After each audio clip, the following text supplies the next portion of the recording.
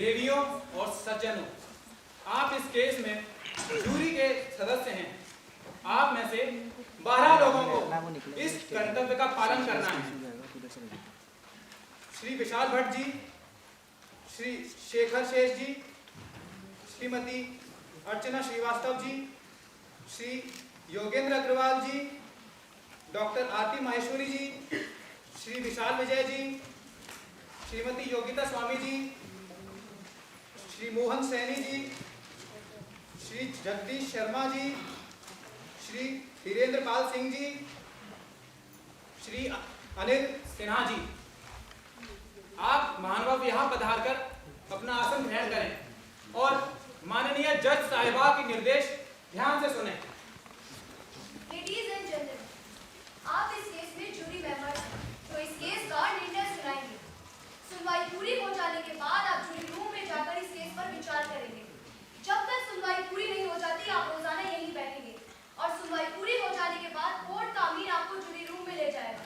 मेरा आपको निर्देश है कि आप केस की कार्यवाही, गवाहों के बयान और दोनों पक्षों के वकीलों के आर्गुमेंट ध्यान से सुने और अपनी योग्यता विवेक के साथ पूरे सर्वसम्मति से अपना निर्णय सुनाएं। आपको ये तय करना है कि आरोपी दोषी है या निर्दोष है। इसका भाग्य आपके निर्णय पर निर्भर करेगा। The State Attorney, Mr. Bajkan Joshi, please proceed. Your Honor, ladies and gentlemen of the jury, 16 जनवरी को लगभग आधी रात को बांदा बैंड स्टैंड पर जमा लोगों की भीड़ जश्न मनाती हुई उनके ऊपर जब बिजली की लाइट चमक रही थी तभी आनंद भवन की बिल्डिंग से एक आदमी का शरीर हवा में लहराता हुआ बिल्डिंग की दीवार से टकराता हुआ एकदम शत विक्षत हालत में फुटपाथ पर आकर गिरा। ये शरीर किसी और का नहीं बल्कि मुल्क के जाने माने फाइनेंसर और पूंजीपति जगराज आनंद का, जो 10वीं फ्लोर पर स्थित अपने पेंट हाउस की छत से गिरा। सारी दुनिया को यही बताया गया कि जगराज आनंद ने आत्महत्या की। एक शख्स जो अपने गिरते हुए बिजनेस के सामने झुकने को तैयार नहीं था। यकीन करना बहुत मुश्किल है, एक ऐसा शख्स जो दुनिया के फाइनेंशियल डिक्टेटर के सिंहासन को बचाने की कोशिश कर रहा था, इतनी आसानी से उस स्काई स्क्रैपर की छत से गिरा पाएगा। अभी कुछ महीने पहले तक दुनिया में होने वाले हीरे जवाहरात सोने चांदी के हर बड़े लेन देन के पीछे वही जाना पहचाना शख्स यंग टॉल अपनी चिर परिचित मुस्कान के साथ खड़ा पाया जाता था, जिसके एक हाथ में दुनिया के सारे मुल्क और बादशाहत और दूसरे हाथ में उनको चलाने वाला कोड़ा होता था। ये कहना गलत नहीं होगा कि अगर सोना इस दुनिया को चलाने वाला खून है तो जगराज आनंद उसका दिल था, जिसकी अंधेरे में छुपी हुई हर शिरा धमनी उसमें खून के प्रवाह उतार चढ़ाव उसकी धड़कन को संचालित करता था। Well, ladies and gentlemen, Jagraj आनंद की मौत के साथ ही सारी दुनिया को हार्ट अटैक आ, और जैसा कि हर हार्ट अटैक के साथ होता है, ये भी अचानक आया। किसी को जरा सा भी अंदाजा नहीं था कि हमारे साथ इतना बड़ा धोखा होगा। ये आदमी आनंद एंटरप्राइजेस की नींव के पास इस हालत में पड़ा पाया जाएगा।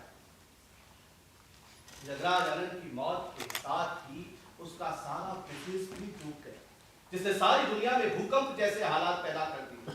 हजारों इन्वेस्टर्स जिन्होंने अपनी सारी जमा पूंजी लगा रखी थी, उन्हें एकदम लकवा मार गया। इस विशाल काय दिल के यकायक रुक जाने के साथ ही उन्हें भी हार्ट अटैक आ गया।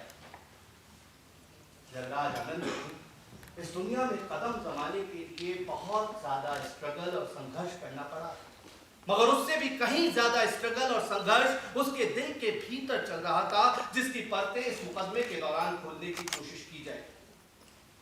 जगराज आनंद की जिंदगी और मौत दो औरतों के हाथों में थी, और उनमें से एक, लेडीज एंड जेंटलमैन, एक यहाँ मौजूद है कालिंदी पटेल, जगराज आनंद की एफिशिएंट सेक्रेटरी और उसकी नोटोरियस प्रेमिका। अभी 1.5 साल पहले जगराज आनंद को किसी बैंक से लोन लेने पंजाब जाना पड़ा अपने बिजनेस को बचाने, लेकिन किस्मत ने उसे अपने दिल को बचाने का साधन मुहैया करा। एक खूबसूरत लड़की के लिए, जो अब जगराज की विधवा पत्नी है, नम्रता आनंद, देश के जाने माने समाज सेवी और परोपकारी जसवंत वालिया की इकलौती बेटी। अपनी युवा पत्नी की निश्चल पवित्रता में जगदार को ऐसा लगा कि मानो उसे सिर्फ न केवल एक नई जिंदगी मिल गई हो, बल्कि उसे तमाम मुसीबतों से छुटकारा मिल गया, जिसका सबसे बड़ा सबूत ये कि जगराज आनंद ने अपनी शादी के 2 हफ्ते के बाद ही मिस कालिंदी पटेल को नौकरी से निकाल दिया। अब वो खुलकर अपनी जिंदगी जी रहा है। लेकिन ladies and gentleman, Kalindi Patel जैसी औरतों के चंगुल से छूट पाना इतना आसान नहीं होता। हम सिर्फ अंदाजा ही लगा सकते हैं कि इसके मन में कितनी घृणा और बदले की भावना सुलग रही थी, जो 16 जनवरी को आग की लपटों के रूप में सामने आई गई। जगराज आनंद ने आत्महत्या नहीं की थी, बल्कि उसकी हत्या की गई थी। बहुत ही चालाक, देखने में कोमल हाथों द्वारा की गई हत्या, जो आपके सामने। वो हाथ जिन्होंने जगराज आनंद को दुनिया की चोटी तक पहुंचने में मदद की, उन्हीं हाथों ने उसे नीचे फेंक दिया, उसी ऊंचाई से एकदम नीचे, बर्फ की तरह ठंडे फुटपाथ पर, जितना ठंडा इस औरत का दिल। इस मुकदमे में हम यही साबित करने की कोशिश करेंगे, और हमारे पहले गवाह हैं doctor Krishnamurthy. Doctor Krishnamurthy. Doctor Krishnamurthy. ईश्वर की शपथ लीजिए, मैं जो भी कहूंगा सच कहूंगा, सच के अलावा कुछ नहीं कहूंगा। मैं जो भी कहूंगा सच कहूंगा, और सच के अलावा कुछ नहीं कहूंगा। State versus Kalindi Patel. Ready honour. Ready honour. I am medical jurist of the state. 16 जनवरी की रात को आपको अपनी ड्यूटी के सिलसिले में किस काम से बुलाया गया? जी, मुझे मिस्टर आनंद की बॉडी को एग्जामिन करने के लिए बुलाया गया। तो आपने क्या पाया? एक ऐसा शरीर जो बहुत ज्यादा डिसफिगर हो चुका है, एकदम शत-विक्षत। आपके हिसाब से मौत का क्या कारण? जी, बहुत ऊंचाई से गिरना। जब आपने बॉडी को एग्जामिन किया तो कितना वक्त हो चुका था? मैं उनके गिरने के करीब 1.5 घंटे बाद वहां पहुंचा। ओके, तो क्या आप बॉडी को एग्जामिन करके एग्जैक्टली बता सकते हैं कि मौत कितनी देर पहले हुई?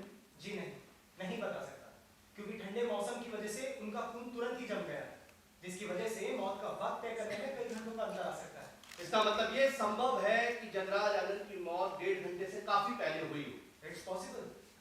अच्छा, ऊंचाई के गिरने के अलावा भी मौत की कुछ वजह हो सकती है?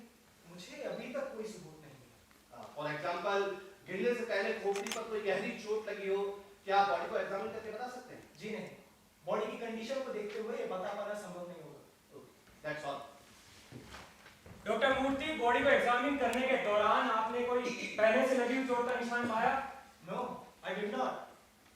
मेरा मतलब है कोई ऐसा निशान या ऐसा संकेत जो ऊंचाई से गिरने के अलावा मौत का कारण बना?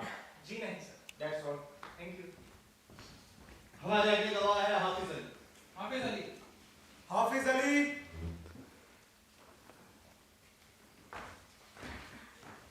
ईश्वर की शपथ लीजिए, मैं जो भी कहूंगा सच कहूंगा, सच के अलावा कुछ नहीं कहूंगा। मैं ईश्वर की शपथ लेकर कहता हूँ कि जो कहूंगा सच कहूंगा, सच के सिवा कुछ नहीं कहूंगा। आपका नाम? जी, सैयद हाफिज अली। आपका पेशा?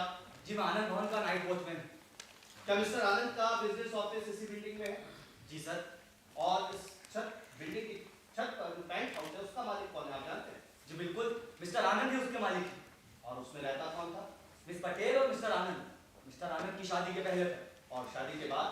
मिस्टर आनंद की शादी के बाद वहाँ मिस पटेल अकेली ही रहती थी। क्या आपने मिस्टर जगराज आनंद को शादी के बाद भी मिस पटेल से मिलते हुए देखा? हाँ, सिर्फ एक बार। कब? 16 जनवरी की रात को जरा इस बारे में।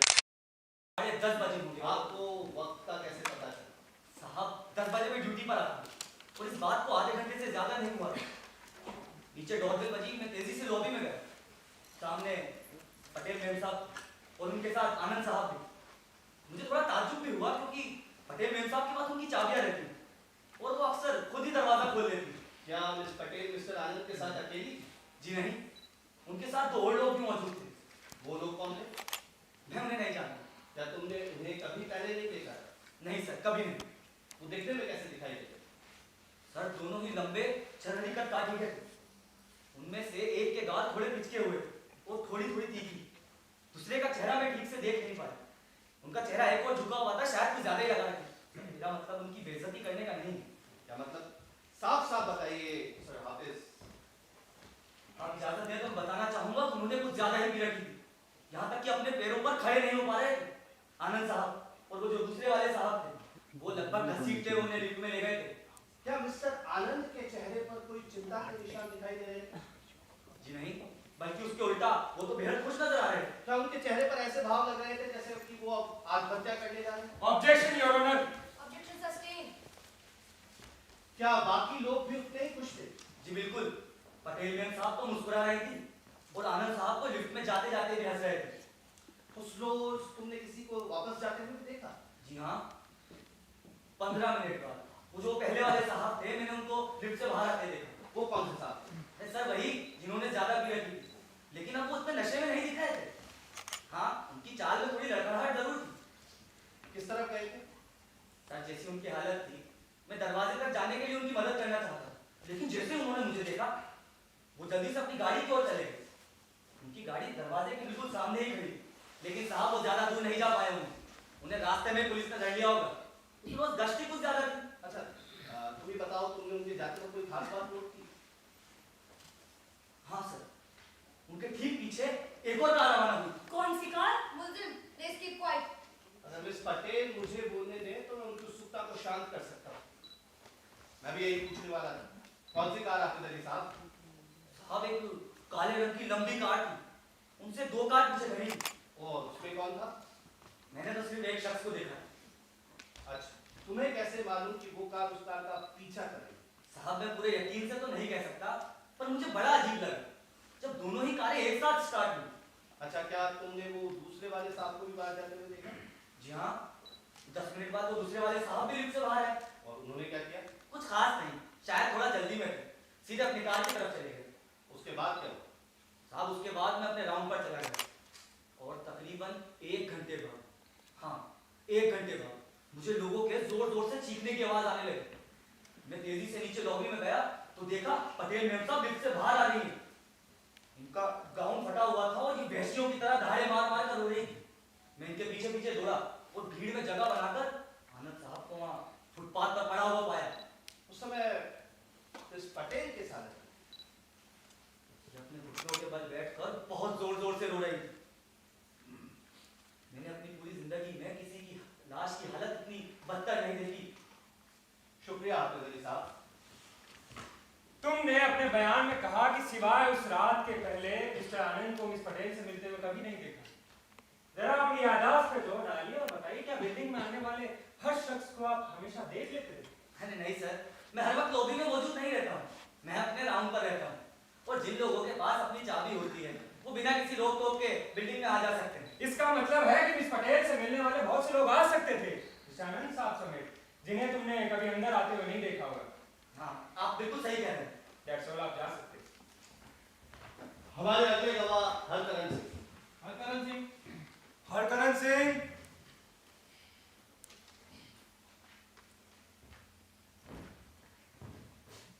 ईश्वर की शपथ लीजिए। मैं जो भी कहूंगा सच कहूंगा, सच के अलावा कुछ नहीं कहूंगा। मैं जो कुछ भी कहूंगा सच कहूंगा, सच के सिवा कुछ नहीं कहूंगा। आपका नाम? जी हरकरण सिंह। आपका ऑक्यूपेशन?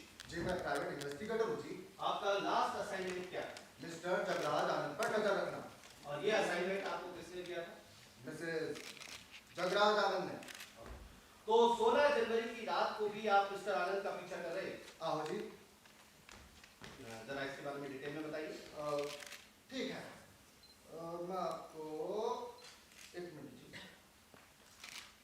हाँ, शाम को 6:13 से बताता हूँ। आप टाइम के बारे में इतना डेफिनेट कैसे हो सकते हैं? This is the part of my job sir. मुझे ये सब रिकॉर्ड करके मिसेस आनंद को रिपोर्ट करना होता है। हाँ, तो शाम को 6:13 पे आनंद साहब मडायल से निकले थे, फॉर्मल ड्रेस में, इकल्ले कार ड्राइव कर रहे थे और सबसे खास बात ये थी कि बहुत फास्ट ड्राइव कर रहे थे। वो कहाँ जा रहे थे? जी आनंद भवन पहुंचे और अंदर चले गए और इस वक्त तक हो गए थे 7:57। साल ऑफिस बंद हो चुके थे। मैं बाहर अपनी कार में बैठा उनका वेट कर रहा था और ठीक 9:15 जी हाँ, मिस्टर आनंद मिस पटेल के साथ बाहर है। मिस पटेल ने भी फॉर्मल ड्रेस पहन रखी थी जी। मिस पटेल ने बहुत ही अनयूजुअल प्रोपोर्शन का डीप नेक गाउन पहन रखा था जी, जिस पे रंग बिरंगे फूल सिले हुए थे। फिर दोनों ड्राइव करके निकल गए। दोनों कहाँ गए? No one perfect in this world sir. क्या मतलब? मेरा मतलब है I lost the track of that। एक तो मिस्टर आनंद की स्पीड बहुत ज्यादा थी और दूसरी बात मेरी कार का एक्सीडेंट भी हो गया था। कैसा एक्सीडेंट? जी मेरी कार का लेफ्ट गार्ड ट्रक से टकरा गया था और डैमेज हो गया था, जिसका बिल मिसेस आनंद मुझे पे करेंगी। ओके मिस्टर हरकरन सिंह, जब आप इनका पीछा नहीं कर पाए तब आपने क्या किया? आज मैं वापस आनंद भवन आ गया और इंतजार करने लगा। ये लोग वापस कब आए? जी ये आए, हाँ ये आए ठीक 10:30 पर। एक ग्रे कार उनके पीछे थी। पहले मिस्टर आनंद बाहर आए और फिर उन्होंने मिस पटेल को बाहर आने में मदद की। जब तक मिस पटेल डोर बेल बजाती, मिस्टर आनंद ने ग्रे कार का डोर ओपन किया और कार में से एक लंबे कद के फॉर्मल ड्रेस में एक सज्जन बाहर निकले।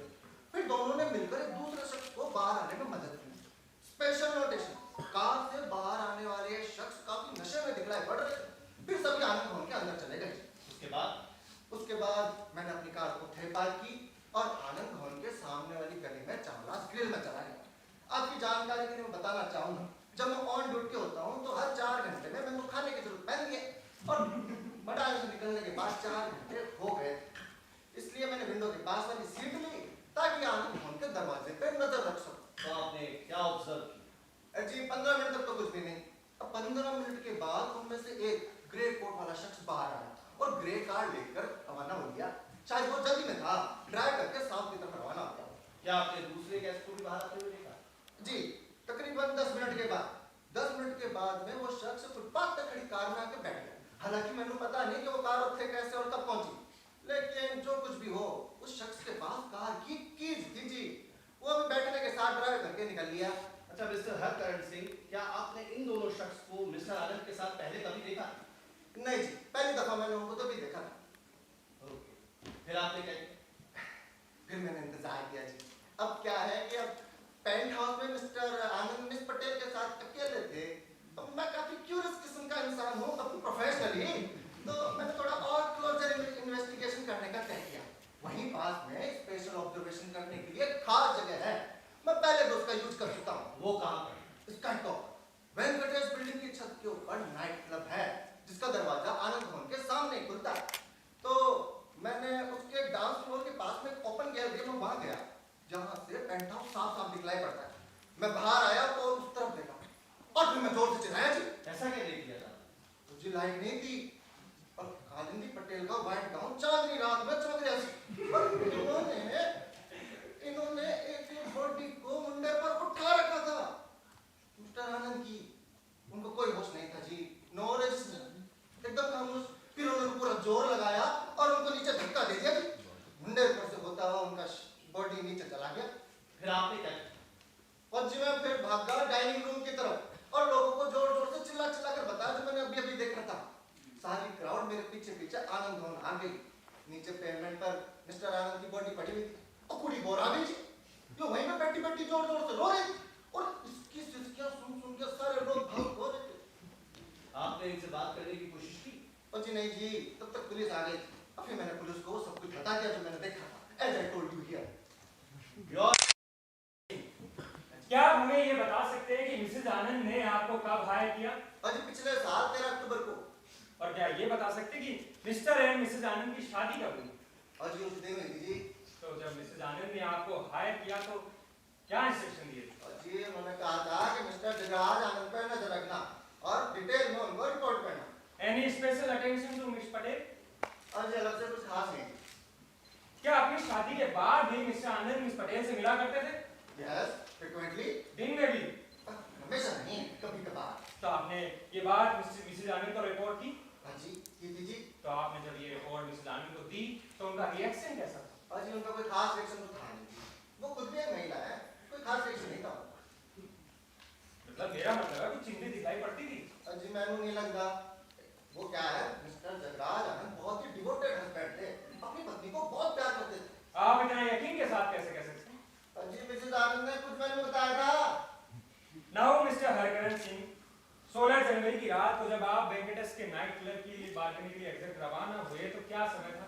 जी 11:32। और आनंद भवन से नाइट क्लब तक वॉक करने में लगभग कितना समय लगता है? तकरीबन 3 मिनट जी। और जब आप बालकनी पर पहुंचे तब एग्जैक्ट क्या समय था? और जी हो गए थे 11:57। इसका मतलब है कि तुम्हें आनंद भवन से बालकनी तक पहुंचने में लगभग 25 मिनट लगे। क्या मैं पूछ सकता हूँ उस बीच आप क्या कर रहे हैं? ऑफ कोर्स डांस फ्लोर है और नाइट पीछे तो भैया पीछे अगर मैं आपकी क्यूरियोसिटी का भैया समझ रहा हूँ, रिकॉर्ड हो रहा है। तो आपकी जानकारी के लिए मैं बता दूं कि मैंने विस्की के 2 पैक लिए थे, लेकिन इसका मतलब ये नहीं कि मैं नशे में था। हाँ, मैंने तो अभी तक ऐसा कुछ कहा ही नहीं है। जब आपने मिस पटेल को मिस्टर आनंद को छत से धक्का देते हुए देखा तो कुछ दूरी तो थी और काफी अंधेरा भी था, और जैसे कि आपने अपने बयान में बताया कि आपने 2 पैक विस्की के भी लिए। ड्रिंक्स का इनसे कोई भी लेना देना नहीं है जी। मिस्टर हरकरण सिंह, आपको पूरा यकीन है कि मिस पटेल मिस्टर आनंद को धक्का दे रही थी? क्या ये पॉसिबल नहीं वो उनसे स्ट्रगल कर रही हो? वेल, क्या फनी तरीका है स्ट्रगल करने का। अगर मैं किसी से स्ट्रगल करूं तो ऐसे उसे मुंडे पर उठा के हवा में लहराता नहीं जी, हैं? मैं वैसे कहता नहीं उसको। आप कुछ भी कह जा रहे। मिस्टर हरकरण सिंह, आपको मिसेस आनंद को यहाँ गवाही देने के लिए आने से पहले क्या इंस्ट्रक्शन दिए थे? मिसेस जगराज आनंद ने मैंने कोई इंस्ट्रक्शन नहीं दिया, पहली बात। और दूसरी बात, फिर भी मैं आपको बता दूं, वो चाहती तो भी मैंने कोई इंस्ट्रक्शन नहीं दे सकती थी। अरे वो शहर में है ही नहीं। उनके फादर उनको शिमला लेकर गए हैं दिमाग की शांति के लिए। मिस्टर हरकरण सिंह, आपको क्या लगता है ये मिस्टर आनंद की सुसाइड वाली थ्योरी मिसेस आनंद को पसंद आएगी? We object. Objection sustain. Mr Harkaran Singh, आपको इस तरह गवाही देने के लिए मिसेस आनंद आपको कितनी कीमत देगी? We object your honour. Objection sustain mister Suri. मैं आपको बताना चाहूंगा मिस्टर सूरी, क्या इस तरह के आरोप लगाने पर आप पे मानहानि का दावा दायर किया जा सकता है। हाँ। अच्छा, लेकिन मैंने तो किसी भी तरह की मानहानि वाली बात ही नहीं की। मैंने तो आपसे एक सवाल पूछा जनरल वे में।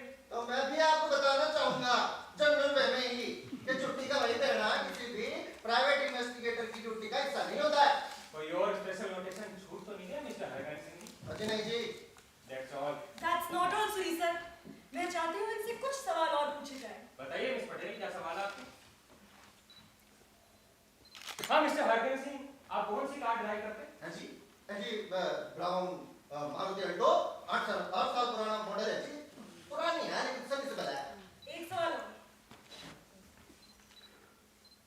हाँ, एक आखिरी सवाल।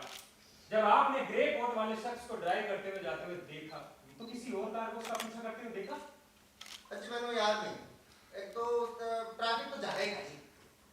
दैट्स ऑल, आप जा सकते हैं। हमारे अगले गवाह इंस्पेक्टर बद्रीनाथ चमन। इंस्पेक्टर बद्रीनाथ चमन।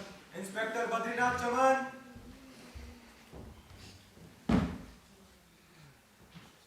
ईश्वर की शपथ लीजिए। मैं जो भी कहूंगा सच कहूंगा, सच के अलावा कुछ नहीं कहूंगा। मैं ईश्वर की शपथ लेकर कहता हूँ, जो भी कहूंगा, सच के सिवा कुछ नहीं कहूंगा। आपका नाम? बद्रीनाथ चमन।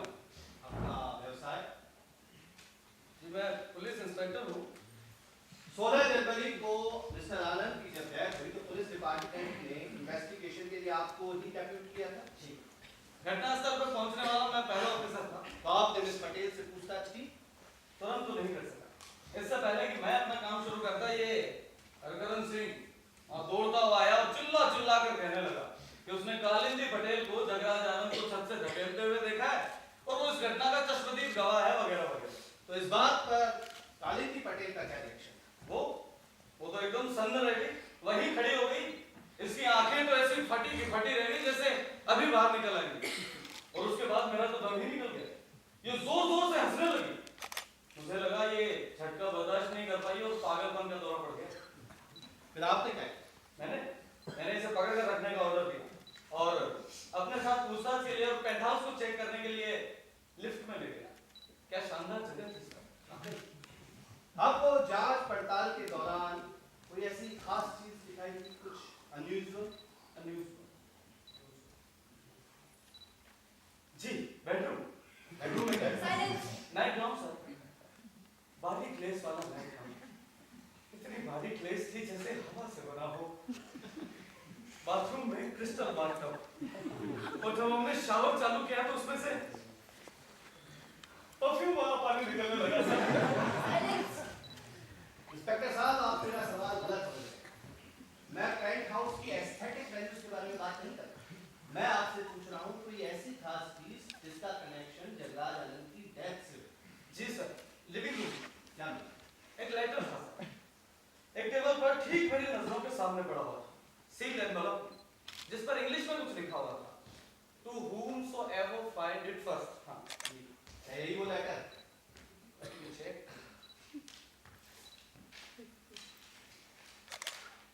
जी सर।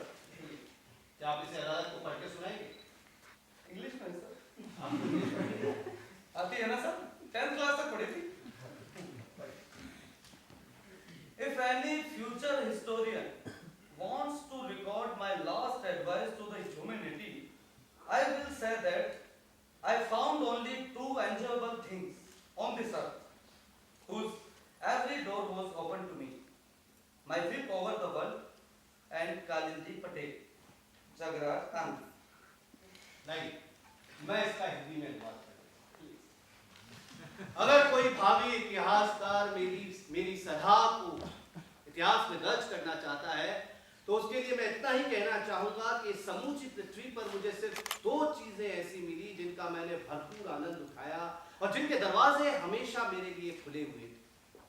एक, इस दुनिया को नियंत्रित करने की मेरी ताकत, और दूसरी, Kalindi Patel.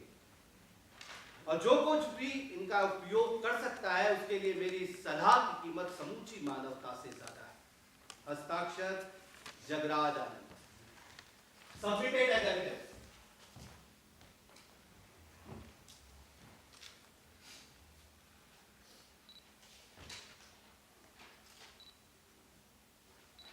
Accepted as exhibit A. आपने इनसे इस लेटर के बारे में पूछताछ की? जी बिल्कुल की थी। इनका कहना था कि ये लेटर जगराज ने लिखकर वहीं छोड़ दिया था और इनको उसे टच ना करने की हिदायत दी और उसके फौरन बाद रूफ गार्डन की तरफ चला गया। जब इनको पता चला कि उसके इरादे क्या है, तो इन्होंने उसे रोकने के लिए स्ट्रगल किया, लेकिन रोक नहीं पाए। आपने इनसे पूछा उसे इनके साथ और कौन कौन था? मैंने पूछा था सर। इनका कहना था कि 2 शख्स थे जो कि मिस्टर जगराज आनंद के फ्रेंड्स थे। हालांकि इन्होंने ले आया था। इनके मुताबिक उनके नाम थे जय खोसला और दयाशंकर। तो आपने जगराज आनंद के जान पहचान वालों की लिस्ट में नाजियों को तलाश करने की कोशिश की? जी की थी, लेकिन इन नाम के किसी भी शख्स के बारे में कोई नहीं जानता। और आपको पूछताछ के दौरान उन्होंने बताया कि इन्होंने उनको पहले कभी नहीं देखा? जी सर। ये बात उन्होंने पूरे विश्वास के साथ कही थी या आपने कुछ हिचक या संकोच महसूस की? जी सर, पूरे यकीन और मजबूती के साथ कही। Okay, that's all. तुमने कहा कि मिस पटेल ने तुमसे कहा कि उन्हें मिस्टर आनंद को सुसाइड करने से रोकने के लिए उनसे स्ट्रगल करना पड़ा था, और आपने इनके कपड़ों पर स्ट्रगल के सबूत देखे। जी सर, इनकी ड्रेस फटी हुई थी। इन्होंने सफेद गाउन पहन रखा था जिसके शोल्डर स्ट्रेप पे डायमंड्स लगे हुए थे, और उसमें से एक स्ट्रेप टूट गया था, तो इन्हें दूसरे हाथ से अपनी ड्रेस संभालनी पड़ रही थी। और आप इस बारे में क्या सोच रहे थे? इस सवाल का जवाब देना जरूरी है क्या सर? बिल्कुल जरूरी है। मैं सोच रहा था काश गाउन का दूसरा स्ट्रेप भी टूट जाता। Silence, Mr. बद्रीनाथ, आप पढ़े लिखे हैं, आपको पता होना चाहिए अदालत में कैसे पेश आना चाहिए। मेरा पूछने का मतलब था ये था कि आपको लग रहा था कि ड्रेस स्ट्रगल के दौरान ही फटी है? लग तो ऐसा ही रहा। एक आखिरी सवाल, क्या मैं पूछ सकता हूँ कि आपने बाथरूम का शावर क्यों चालू किया? वो क्या है ना सर कि हमने सुना था कि आनंद साहब के बाथरूम में से पानी की जगह बाहर आती है। जगराज आनंद के बारे में सुनी हुई तमाम कहानी पर आपको विश्वास नहीं करना चाहिए। आप एक पुलिस ऑफिसर हैं। एनीवे, दैट्स ऑल इंस्पेक्टर, आप जा सकते हैं। हमारी अगली गवाह है मेघला सिन्हा। मेघला सिन्हा, मेघला सिन्हा, ईश्वर की शपथ लीजिए, मैं जो भी कहूंगी सच कहूंगी, सच के अलावा कुछ नहीं कहूंगी। हम ईश्वर की शपथ खाकर कहते हैं कि जो कुछ भी कहेंगे सच कहेंगे, सच के सिवा कुछ नहीं कहेंगे।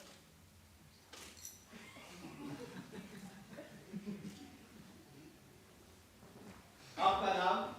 ये तुम्हें पता तो है, अभी अभी तो लेकर के बुलाया था। जो पूछा जा रहा है उसका जवाब बहस मत करो।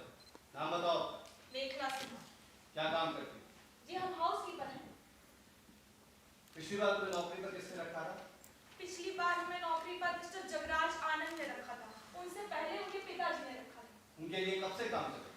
जी हम इस परिवार को पिछले 38 सालों से जानते हैं। हमने जगराज को पहली बार तब देखा था जब वो बिल्कुल बच्चा था।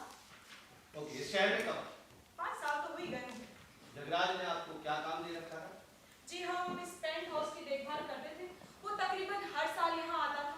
शादी के बाद भी उसकी गैर हाजिरी में हम ही रहते थे, लेकिन इसने हमें नौकरी पर नहीं रखा था।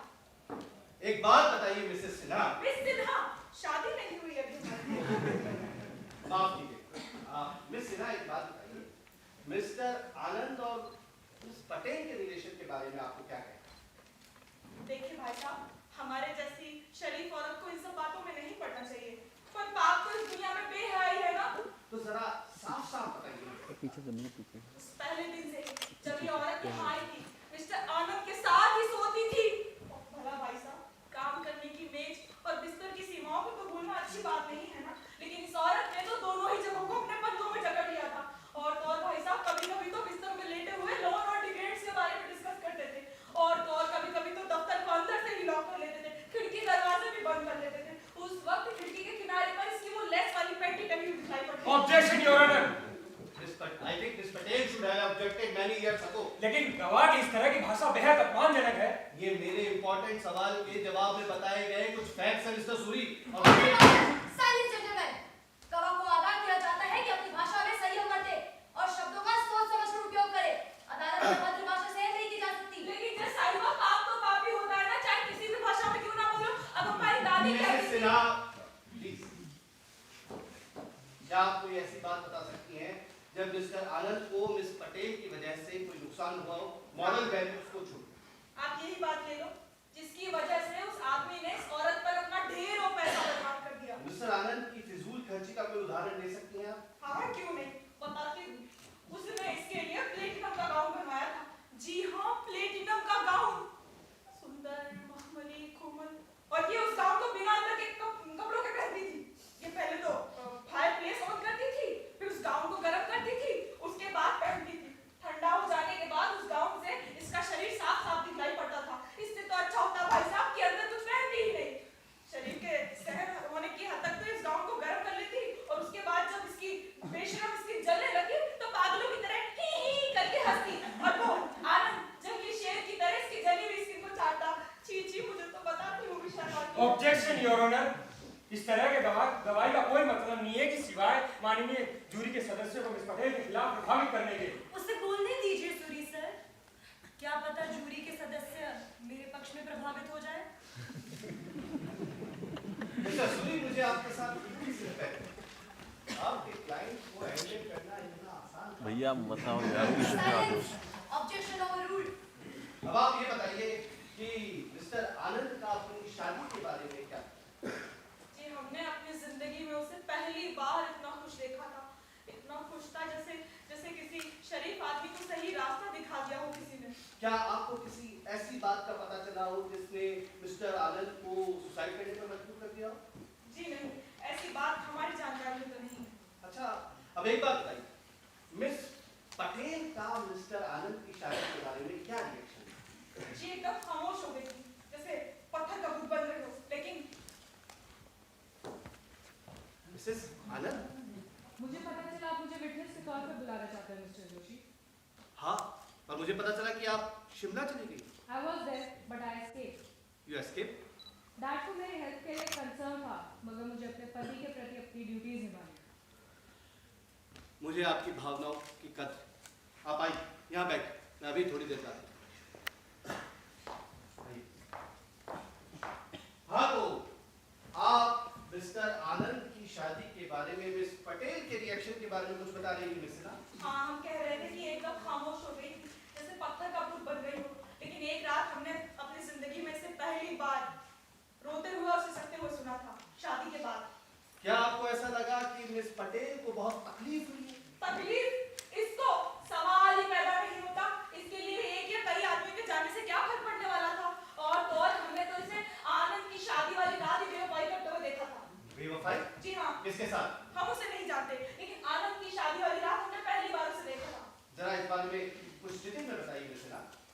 हम शादी में गए, कितना खुशनुमा और सुंदर माहौल।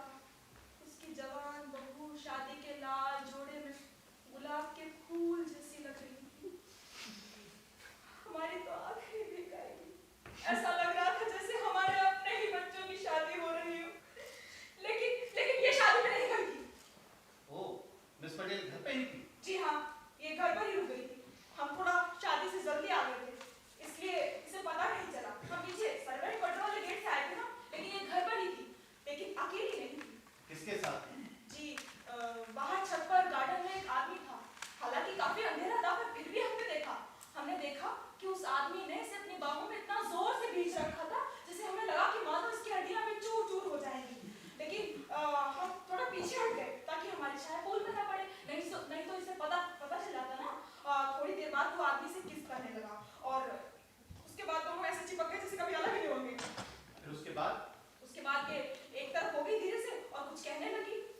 हमने थोड़ा सुनने की कोशिश की, पर ये काफी धीरे बोल रही थी, इसलिए हमें कुछ सुनाई नहीं पड़ा।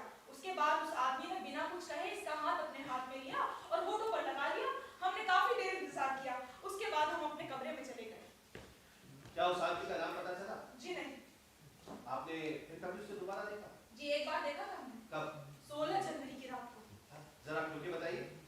जी उस रोज इसने मुझे बुलाया और उस रोज इसका व्यवहार काफी अजीब था। इसने बुलाया और कहा कि छुट्टी ले लो। हमें थोड़ा शक हुआ। इसमें शक करने की क्या बात?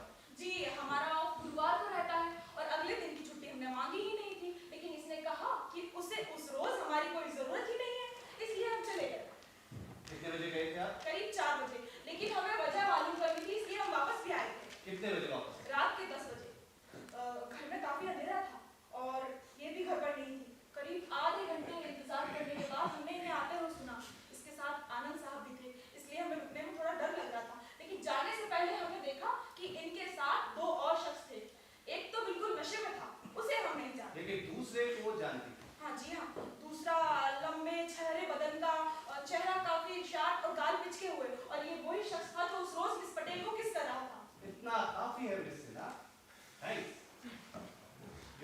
एक मिनट मिस सिन्हा, अभी तो आपको मुझसे भी कुछ बातें करनी है। कि किस लिए? जो कुछ भी हमें पता था सब कुछ तो बता दिया ना। कुछ सवालों के जवाब आप जानती हैं।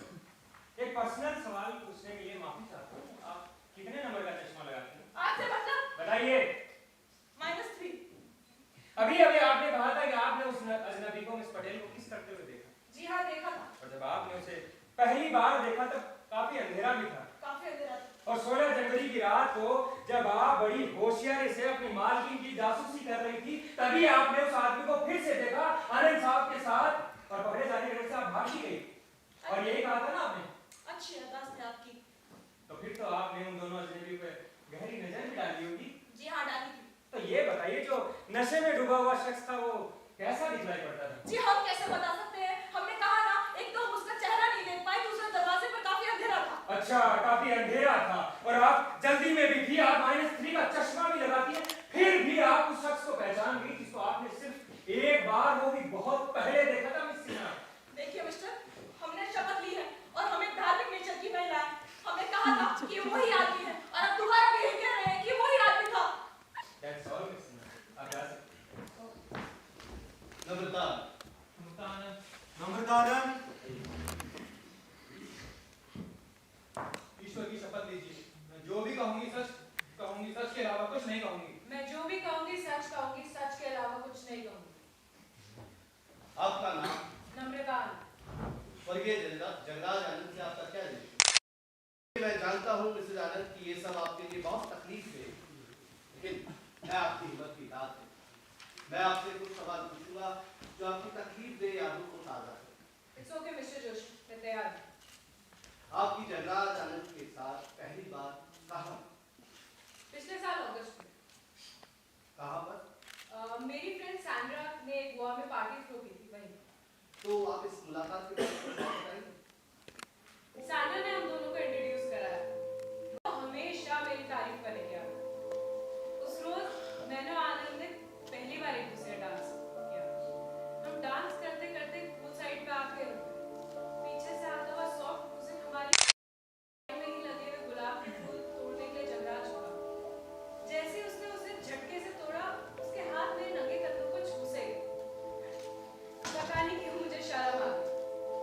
शायद से मुझे शर्माता हुआ उसने देख लिया था, क्योंकि बड़ी ही सहजता के साथ मुस्कुराते हुए उसने मुझसे माफी मांगी। कुछ देर वो मुझे यूं ही देखता रहा और फिर गेस्ट के पास वापस ले गया। उस रोज हमने वापस एक दूसरे के साथ डांस नहीं किया, मगर ऐसा लगा कि जैसे हम दोनों एक दूसरे को खामोशी में समझ से रहे। इसके बाद जगराज आनंद से आपका हुआ? 3 दिन बाद मैंने उसे हमारे मड आइलैंड वाले घर पे इनवाइट किया था डिनर के लिए। मैंने खुद उसके पंजाबी मील बनाया था। और फिर आप रेगुलरली मिले? जी, हम बहुत फ्रीक्वेंटली मिलने लगे until the day he proposed me. इसके बारे में कुछ और बताइए। मुझे आज भी याद है, हम लोग एक लॉन्ग ड्राइव के लिए निकले थे।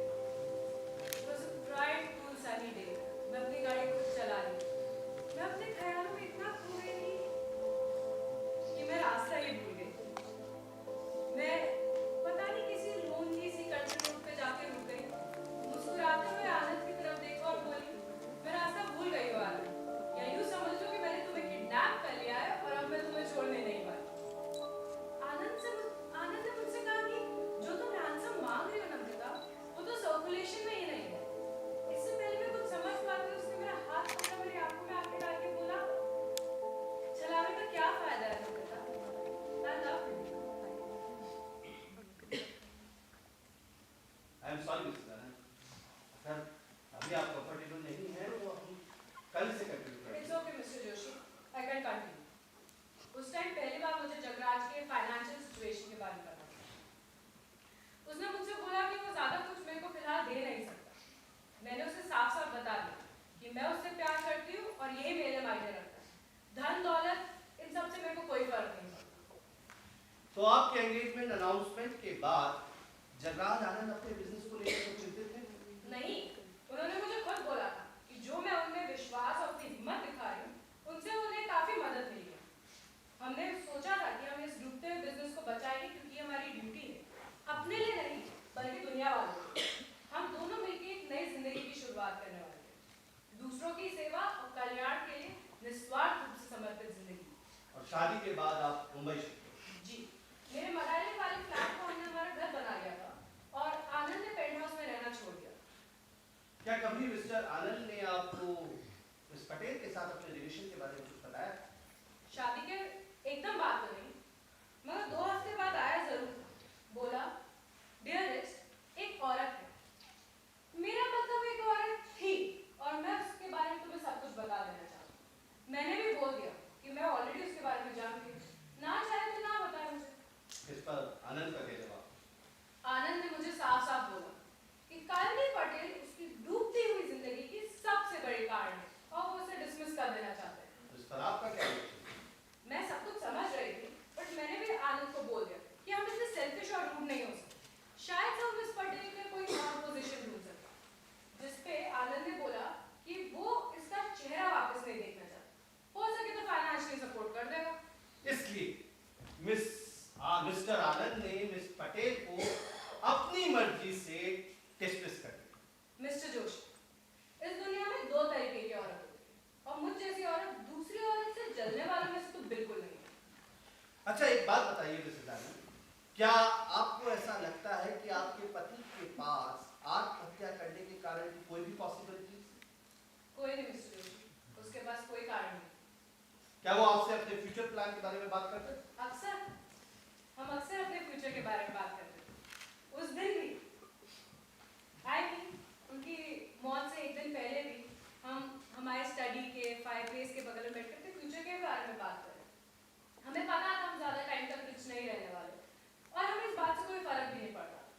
हम सारी धन दौलत, मोह माया, दूसरे ऊपर उठने की महत्वाकांक्षा, इन सब को छोड़कर एक नई जिंदगी की शुरुआत करना चाहते हैं जो स्पिरिचुअल वैल्यूज पे डेडिकेटेड है। हम ये शहर छोड़ के भी जाने वाले थे, किसी और शहर में आम आदमी जैसे जीने के लिए। ये बताइए, 16 जनवरी को दिन भर मिस्टर आनंद क्या कर रहे हैं? हर बार की तरह सिटी में बिजनेस मीटिंग्स में थे। शाम को देर से घर आए और बोले कि वो रात को लेट आएंगे क्योंकि कोई सिटी में कोई बिजनेस डिनर या कुछ था और अराउंड 6 बजे वो निकल गए। कौन सी डिनर पार्टी की कुछ जानकारी है? नहीं, उन्होंने ना ही मुझे बताया और ना ही मैंने उनसे पूछा। मैंने ठान रखा था कि मैं बिजनेस के मामलों में दखलंदाजी तो करूंगी। उस शाम जब उन्होंने आपको गुड बाय करा तो कोई खास बात आपने नोटिस की? हर बार की तरह उन्होंने मुझे किस किया, गाड़ी में बैठे और मेरे को वेव करके निकल गए।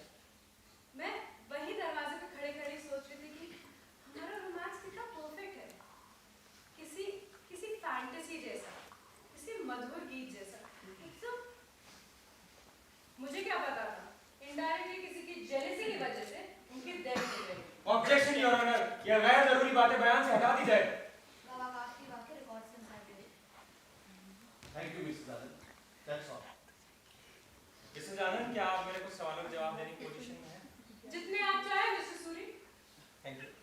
अभी अभी आपने कहा था कि आपका रोमांस एक परफेक्ट ड्रीम की तरह चल रहा था, ये कहा था?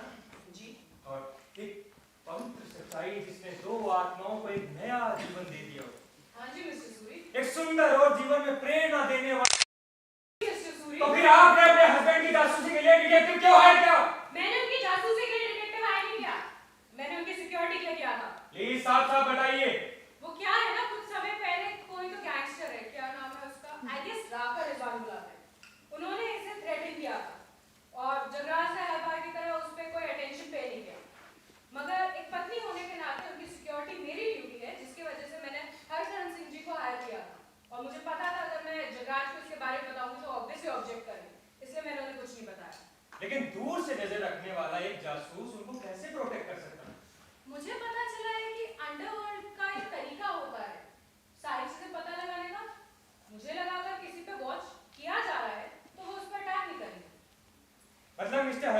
का काम सिर्फ इतना था कि वो मिस्टर जगराज आनंद पर नजर रखे और उसकी रिपोर्ट आपको दे। जी। केवल मिस्टर आनंद पर? हाँ जी। मिस्टर आनंद और मिस पटेल पर नहीं? मिस्टर सूरी, आप मेरे यहाँ पे खड़े खड़े होकर बेइज्जती कर रहे हैं। मुझे याद नहीं पड़ता मिसेस आनंद कि आपने किसी की इंसल्ट करने के लिए कोई भी मौका छोड़ा हो। मैं आपको एक गारंटी दिला सकती हूँ मिस्टर सूरी, मेरा कोई इंटेंशन नहीं था किसी की बेइज्जती करने। अभी अभी आपने कहा था कि मिस्टर आनंद ने आपसे कहा था कि वो मिस पटेल को दोबारा कभी नहीं देखना चाहता। जी हाँ। तो इस बारे में आप क्या कहना चाहेंगे? मैं इस बारे में कैसे कुछ कह सकती हूँ? मेरे को क्या पता इसने क्या ब्लैकमेल होल्ड कर रखा था। इस बारे में आप क्या कहना चाहेंगे कि 16 जनवरी के दिन मिस्टर आनंद ने आपसे झूठ बोला कि वो किसी बिजनेस पार्टी में जा रहे हैं, लेकिन वो तो सीधे मिस पटेल के घर पहुंच गए थे।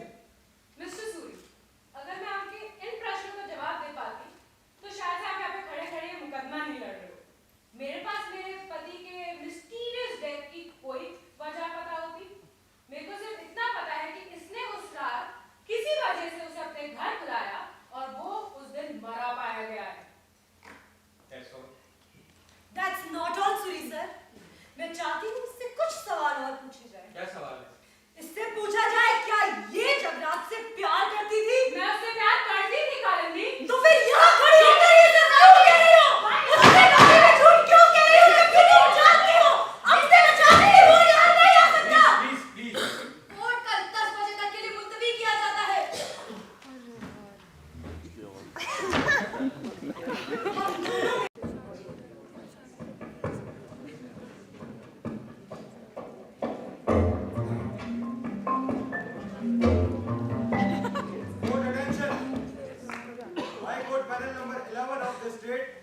महामहिम सावित्री घोष पधार रही है।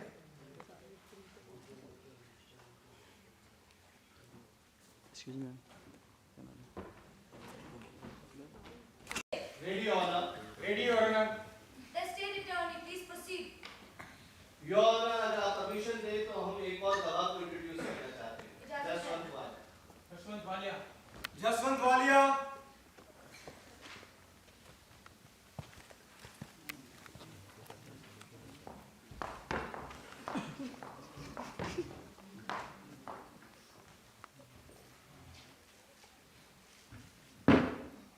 ईश्वर की शपथ लेकर जो भी कुछ कहूंगा सच कहूंगा, सच के अलावा कुछ नहीं कहूंगा। मैं ईश्वर की शपथ लेकर कहता हूँ, जो कहूंगा सच के सिवा कुछ नहीं कहूंगा। आपका नाम? जसवंत वालिया। आपका व्यवसाय? मैं मालवा नेशनल बैंक का प्रेसिडेंट हूँ। स्वर्गीय जगराज आनंद से आपका क्या रिश्ता था? मैं उसका फादर इन लॉ था। देखिए, इस बात में कोई शक नहीं है कि फाइनेंशियल मैटर्स में निर्णय लेने के लिए आप वेल क्वालिफाइड हैं। आपकी योग्यता पे कोई संदेह नहीं किया जाता। क्या बता सकते हैं मौत से पहले जगराज आनंद के बिजनेस की क्या सिचुएशन थी? मैं तो यही कहूंगा कि हालत तो खराब ही, लेकिन बिल्कुल होपलेस नहीं। मेरे बैंक ने मिस्टर आनंद को 110 करोड़ का लोन दिया। आपको इतनी बड़ी रकम का लोन लेने के लिए किसने कहा? वो मेरी एक लौती बेटी का पति था, और मेरी बेटी खुशी से बढ़कर मेरे लिए कुछ भी नहीं। लेकिन मेरा मोटिव बिल्कुल पर्सनल भी नहीं था। ये महसूस करने पर कि बिजनेस डूब जाने से हजारों छोटे छोटे इन्वेस्टमेंट करने वाले बिल्कुल बर्बाद हो जाएंगे, मैं अपनी मॉरल ड्यूटी समझकर उसे बचाने की हर संभव कोशिश करना चाहता था।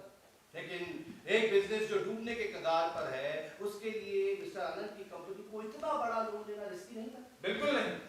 हालांकि ये मुश्किल जरूर था, लेकिन मुझे यकीन बिजनेस से जुड़े मेरे एक्सपर्ट साथी उसे डूबने से बचा लेंगे अगर आनंद जिंदा रहता। यानी कि मिस्टर आनंद के पास बिजनेस के मामलात की वजह से आत्महत्या करने का कोई कारण नहीं था? जी, उसके पास जीने की 1000 वजह थी। अब एक बात और बताइए मिस्टर जसवंत वालिया, आपकी बेटी के साथ शादी करने के बाद मिस्टर आनंद की फैमिली लाइफ से खुश थे? मिस्टर जोशी, मैं आपको अपने बारे में कुछ बता देना चाहता हूँ। मैंने मेरी जिंदगी में अपने घर और परिवार को हमेशा तवज्जो दी, इसलिए आप मुझ पर यकीन कर सकते हैं जब मैं ये कहता हूँ कि मेरी बेटी के परिवार की खुशी मेरे लिए कितनी इंपॉर्टेंट है। मिस्टर आनंद के साथ मेरी बेटी को जिंदगी की हर वो खुशी मिल रही थी जो वो चाहती थी। अब एक बात और बताइए, आपकी मिस्टर आनंद के बारे में पर्सनल राय क्या है? मुझे ये एक्सेप्ट करने में कोई परेशानी नहीं है कि मुझे उसकी कुछ आदतें पसंद नहीं। हमारी पसंद नापसंद उतनी ही अलग थी जितनी आमतौर पे दो इंसानों की होती। मेरे लिए मेरी ड्यूटी ही सबसे इंपॉर्टेंट थी और मिस्टर आनंद के लिए सिवाय मौज मस्ती के और कुछ इंपॉर्टेंट नहीं। एक बात और बताइए मिस्टर वालिया, क्या आपको कोई ऐसी जानकारी मिली या जिससे आपको ये लगता है कि ये संभव है कि मिस्टर आनंद ने सुसाइड किया? मेरे ख्याल से it is absolutely impossible. Thank you, that's all. Mister Walia, आप अपने दामाद को बहुत पसंद करते हैं। जी हाँ। और आप उनसे कभी डिसएग्री भी नहीं हुए और ना ही किसी बहस के दौरान आपने अपना आपा खोया। मिस्टर सूरी, मैं अपना आपा कभी नहीं खोता। I never lose my temper. लेकिन जहां तक मुझे याद है और मेरी जानकारी है कि मिस्टर आनंद को इतना बड़ा लोन देने से पहले आपके और उनके बीच में कुछ अनबन हुई थी। क्या कुछ कहीं ऐसा था कि आपने लोन देने से मना कर दिया? बिल्कुल नहीं, ये सिर्फ एक गलतफहमी है बस। मैं आपको यकीन दिलाता हूँ मिस्टर सूरी। हालांकि मिस्टर आनंद ने कुछ गैर वाजिब बातें बताई थी जिनकी कोई जरूरत नहीं। मेरी बेटी की खुशी के लिए मैंने उसे आसानी से लोन दे दिया। अभी अभी आपने कहा कि मिस्टर आनंद की मौत के बाद आपके बिजनेस पे बहुत बुरा असर पड़ा। जी हाँ। और आपकी मौजूदा फाइनेंशियल सिचुएशन काफी प्रेशर में आ गई। जी। तो फिर आपने राका रिजवान की गिरफ्तारी और सजा दिलाने के 10 लाख का इनाम कैसे ऑफर कर दिया? ऑब्जेक्शन माय लॉर्ड, इस बात का इस केस से कोई रिलेशन नहीं। माय लॉर्ड, मैं खुद इस बात पर अपनी सफाई देना चाहता हूँ। जी हाँ, मैंने ही ये इनाम ऑफर किया था। मैं नागरिक की कर्तव्य भावना से प्रेरित हुआ था। ये शख्स जिसे दुनिया राका रिजवान के नाम से जानती है बहुत ही चालाक और खतरनाक अपराधी है। मैंने इनाम इसलिए घोषित किया था ताकि उसे पकड़ा जा सके और सजा दी जा सके। और मैं मिस्टर जोशी से भी सहमत हूँ कि उसका इस केस से कुछ लेना देना नहीं। मिस्टर वाले, एक बात बता सकते हैं आप, इस केस के शुरू होने के एकदम पहले आप जल्दबाजी में शिमला क्यों चले गए? बात एकदम साफ है। मेरी बेटी इस सडन एक्सीडेंट से टूट सी गई।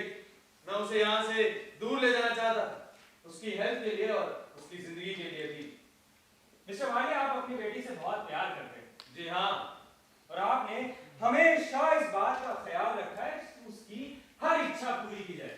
जी, और मुझे इस बात पर गर्व है। जब भी वो या आप किसी चीज की इच्छा रखते हैं तो उसकी कीमत कोई मायने नहीं रखती है ना? जी, मुझे उसकी परवाह नहीं। तो फिर उसकी इच्छा के लिए किसी आदमी को भी खरीद सकते हैं? मिस्टर सूरी! Objection sustain. एक बात बताइए कि जो पैसा आपने मिस्टर आनंद को दिया था उसके बदले में मिस पटेल को निकालने की कोई वजह तो नहीं थी, कि शर्त तो नहीं रखी गई थी, या उन्हें कोई अल्टीमेटम तो नहीं दिया गया था? आप बिल्कुल गलत आरोप लगा रहे हैं। मेरी बेटी को मिस पटेल से कोई जलन नहीं थी। उसकी औकात आनंद के गंदे अंडरवेयर से ज्यादा और क्या थी? हर आदमी अपनी जिंदगी में ऐसी एक औरत रखता ही है। इस तरह के स्टेटमेंट देने में जरा केयरफुल है मिस्टर वालिया, क्योंकि जो चीज आपकी बेटी ने पैसे देकर खरीदी थी वही चीज मिस पटेल को फ्री में मिली थी। मिस्टर सूरी, तुम मुझे जानते नहीं हो। मिस्टर जैसे कईयों को मैं मिट्टी में मिला चुका हूँ। मिस्टर वालिया, आप इस तरह का बिहेव अदालत में नहीं कर सकते। That's all. मैं यही सिद्ध करना चाहता हूँ। Thank you, Mr. Yashwant Walia. Your honour, मेरी रिक्वेस्ट है कि डिफेंस काउंसिल के आखिरी कमेंट को कार्रवाई से हटा दिया जाए, जिसकी वजह से इसी क्रिएट इसकी माफ को हटा दिया जाए। योर ऑनर, हमारी तरफ की सारी गवाहियां पूरी हो गई। The prosecution that's. My Lord, मेरी रिक्वेस्ट है कि गवाहों के अभाव में केस को डिसमिस कर दिया जाए। डिनाइड। आप अपने विटनेस बुला सकते हैं। Ladies and gentleman of the jury, हम जगराज आनंद पर फैसला किए बिना कालिंदी पटेल पर अपना फैसला नहीं सुना सकते। उसने दुनिया के, समाज के सभी नियम कायदों से अपने आप को परे कर लिया था। उसे पर्सनली किसी ऊंच नीच की चिंता नहीं थी। उसे कानून तोड़ने में बड़ा मजा आता था और उसका मानना था कि कानून तो तोड़ने के लिए बनाया गया। मैं आपको यह याद दिलाना चाहता हूं कि ये वही शख्स था जो कहता था उसके किसी भी काम को किसी तरह की जस्टिफिकेशन की जरूरत नहीं थी, क्योंकि उसका काम खुद अपने आप में एक जस्टिफिकेशन है। मैं आपको यह बताना चाहता हूं कि वो अपने आखिरी दिनों में ऐसी जिंदगी जीने के लिए मजबूर हो गया था जिसमें जीना उसके लिए असंभव था, और वो ऐसी जिंदगी से निकलने के लिए किसी भी हद तक जा सकता था, यहाँ की खुद की मौत के हद तक भी। माय लॉर्ड, डिफेंस की ओर से मेरे पहले गवाह है मिस्टर जटाशंकर। जटाशंकर,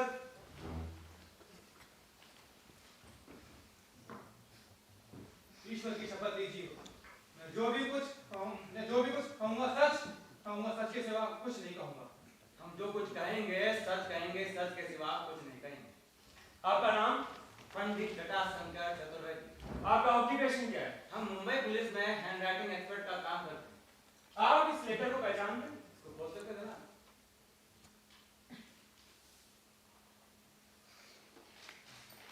जी हाँ, बिल्कुल। ये मिस्टर आनंद का लेटर है, जिसकी जांच के लिए हमें बुलाया गया है। उनकी मौत वाले दिन। आपसे क्या जांच करने के लिए कहा गया है? ये लेटर मिस्टर आनंद का है या नहीं? और आपने जांच में क्या पाया? ये लेटर मिस्टर आनंद का है। That's all. Your witness, Mr. Joshi. हाँ तो मिस्टर जटाशंकर, आपको बताया गया था कि मिस पटेल को मिस्टर आनंद की गैर मौजूदगी में उनके रोजमर्रा के अनइम्पोर्टेंट लेटर्स पे उनके साइन करने की आदत थी जब वो उनकी सेक्रेटरी। तो क्या आपने उनके साइंस का ओरिजिनल साइन से मिलान किया था? जी बिल्कुल किया था। तो आपका क्या मानना है? इनकी कला बहुत कमाल है। बिल्कुल मामूली सा अंदर है ना, मामूली। तो क्या ये मुमकिन है कि इस लेटर पर मिस्टर आनंद की जानकारी में होते हुए भी मिस पटेल ने उनके साइन कर दिए हों ताकि पकड़ में ना आए? ये मुमकिन है, लेकिन संभावना से इनकार नहीं कर सकते। That's all. Thank you. My lord, मेरे अगले गवाह है मिस्टर सनी जॉर्ज। सनी जॉर्ज, सनी जॉर्ज।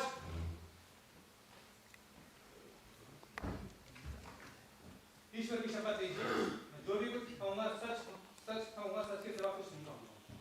मैं ईश्वर की शपथ लेकर कहता हूं, जो कहूंगा, सच के सिवा कुछ नहीं कहूंगा। आपका नाम? Sunny George sir. और आपका ऑक्यूपेशन क्या है? मेरा लास्ट जॉब मिस्टर जगराज आनंद के सेक्रेटरी का था। आपने ये काम कब तक किया? जी आप ये काम कब से कर रहे हैं? नवंबर के शुरुआत, जब से मिस पटेल छोड़कर गई। और इससे पहले आप क्या कर रहे थे? मैं मिस्टर आनंद के अकाउंट देखता था। और वो काम आपने कितने सालों तक किया? जी 8 साल। तो इसका मतलब है कि मिस पटेल को नौकरी से निकालने के बाद मिस्टर जगराज आनंद ने आपको एक पोजीशन दी थी। जी। तो आपको अपनी नई ड्यूटी के बारे में मिस पटेल ने बताया? जी बिल्कुल बताया था। तो उस वक्त उनका बिहेवियर कैसा था? मतलब मेरा मतलब कुछ चिंतित दिखलाई पड़ती थी, दुखी थी या नाराज थी? जी नहीं, एकदम शांत, हमेशा की तरह, और एक एक चीज बहुत ही अच्छे से समझाई थी। तो क्या आपने कभी मिस्टर आनंद और मिस पटेल के बीच कोई प्रॉब्लम नोटिस की? जनाब वकील साहब, मिस्टर आनंद और मिस पटेल के बीच कोई प्रॉब्लम हो ही नहीं सकती थी। जैसे शीशे में आपके फेस और उसके रिफ्लेक्शन के बीच कोई प्रॉब्लम नहीं हो सकती है। तो क्या आपने कभी मिस्टर वालिया और मिस्टर आनंद के बीच कोई बिजनेस मीटिंग या बिजनेस कॉन्फ्रेंस होती हुई देखी थी? मैं मीटिंग या कॉन्फ्रेंस में ज्यादा प्रेजेंट नहीं रहता, पर मैंने मिस्टर वालिया को हमारे ऑफिस में कई बार आते हुए देखा। मिस्टर वालिया मिस्टर आनंद को ज्यादा पसंद नहीं करते थे।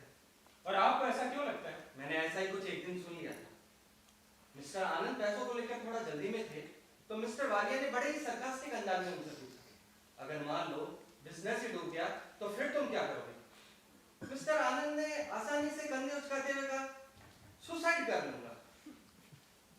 मिस्टर वालिया ने उनकी तरफ अजीब और ठंडे निगाहों से देखा और धीरे से कहा, अगर तुम ऐसा करते हो तो इस दुनिया पे बहुत बड़ा एहसान होगा। मिस्टर सूरी,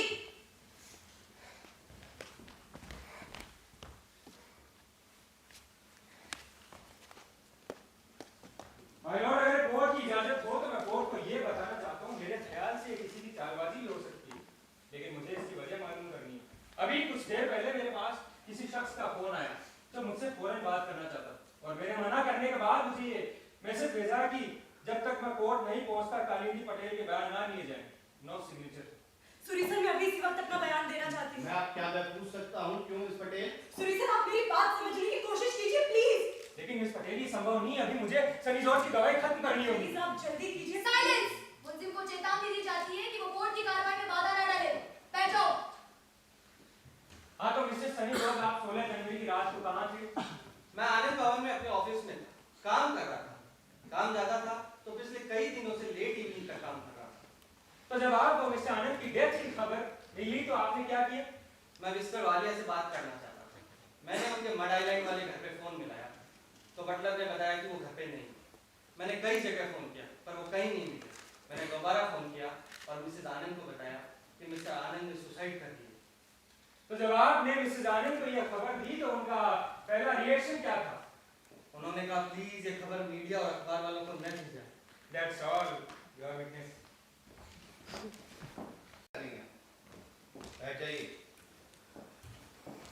हाँ तो मिस्टर सनी जॉर्ज साहब, आपको मिस्टर जगराज आनंद ने 8 साल पहले काम पे रखा था, ठीक है ना? जी। तो फिर तो आपको उनके सारे गैर कानूनी, उल्टे सीधे और क्रिमिनल कामों की जानकारी जरूर होगी। जी नहीं, मुझे कुछ नहीं मालूम। आपको मालूम है वो कितना बड़ा जालसाज और धोखेबाज आदमी है? जी नहीं, मैं कुछ नहीं जानता। आप कुछ नहीं जानते? फिर तो आपको ये भी नहीं पता होगा कि इतने बड़े फाइनेंशियल लेन-देन क्यों हो रहे हैं। मैं जानता था मिस्टर आनंद जो काम कर रहे हैं वो काम करने की परमिशन दूसरे लोगों को नहीं है, पर ना तो मुझे कभी उन पे ताज्जुब हुआ और ना कभी मैंने उन पे डाउट किया। मैं जानता था वो गलत नहीं थे। आप कैसे जानते थे? क्योंकि वो मिस्टर जगराज आनंद थे। हाँ, और वो कोई गलत काम कर ही नहीं सकते थे। जनाब वकील साहब, जब मेरे और आपके जैसे छोटे लोग जगराज आनंद जैसे बड़े आदमी से मिलते हैं तो झुकते हैं और सलाम करते हैं और आदेश देते हैं, सवाल नहीं करते। वाह वाह सरी जॉर्ज साहब, बहुत खूब। आपकी वफादारी तारीफ के काबिल है। आप अपने मालिक के लिए कुछ भी कर सकते हैं। जी। क्या आप मिस पटेल के लिए भी उतने ही वफादार है? जी बिल्कुल, क्योंकि मिस्टर आनंद मिस पटेल को पसंद करते थे। यानी फिर तो आप अपने मालिक के लिए छोटे-मोटे मामले जैसे झूठ बोल देना आपके लिए कोई मायने नहीं है। Objection your honour. Objection sustain. मैंने कोई झूठ नहीं बोला है वकील साहब। मिस्टर आनंद अब इस दुनिया में नहीं है और वो मुझसे झूठ बोलने के लिए नहीं कह सकते थे, लेकिन अगर मेरे पास चॉइस होती तो मैं आपके लिए सच बोलने से बेहतर जगराज आनंद के लिए झूठ बोलना ज्यादा पसंद करता। आपके इस जवाब के लिए मैं आपकी उम्मीद से ज्यादा शुक्रगुजार हूँ मिस्टर सनी जॉर्ज साहब। आप जा सकते हैं।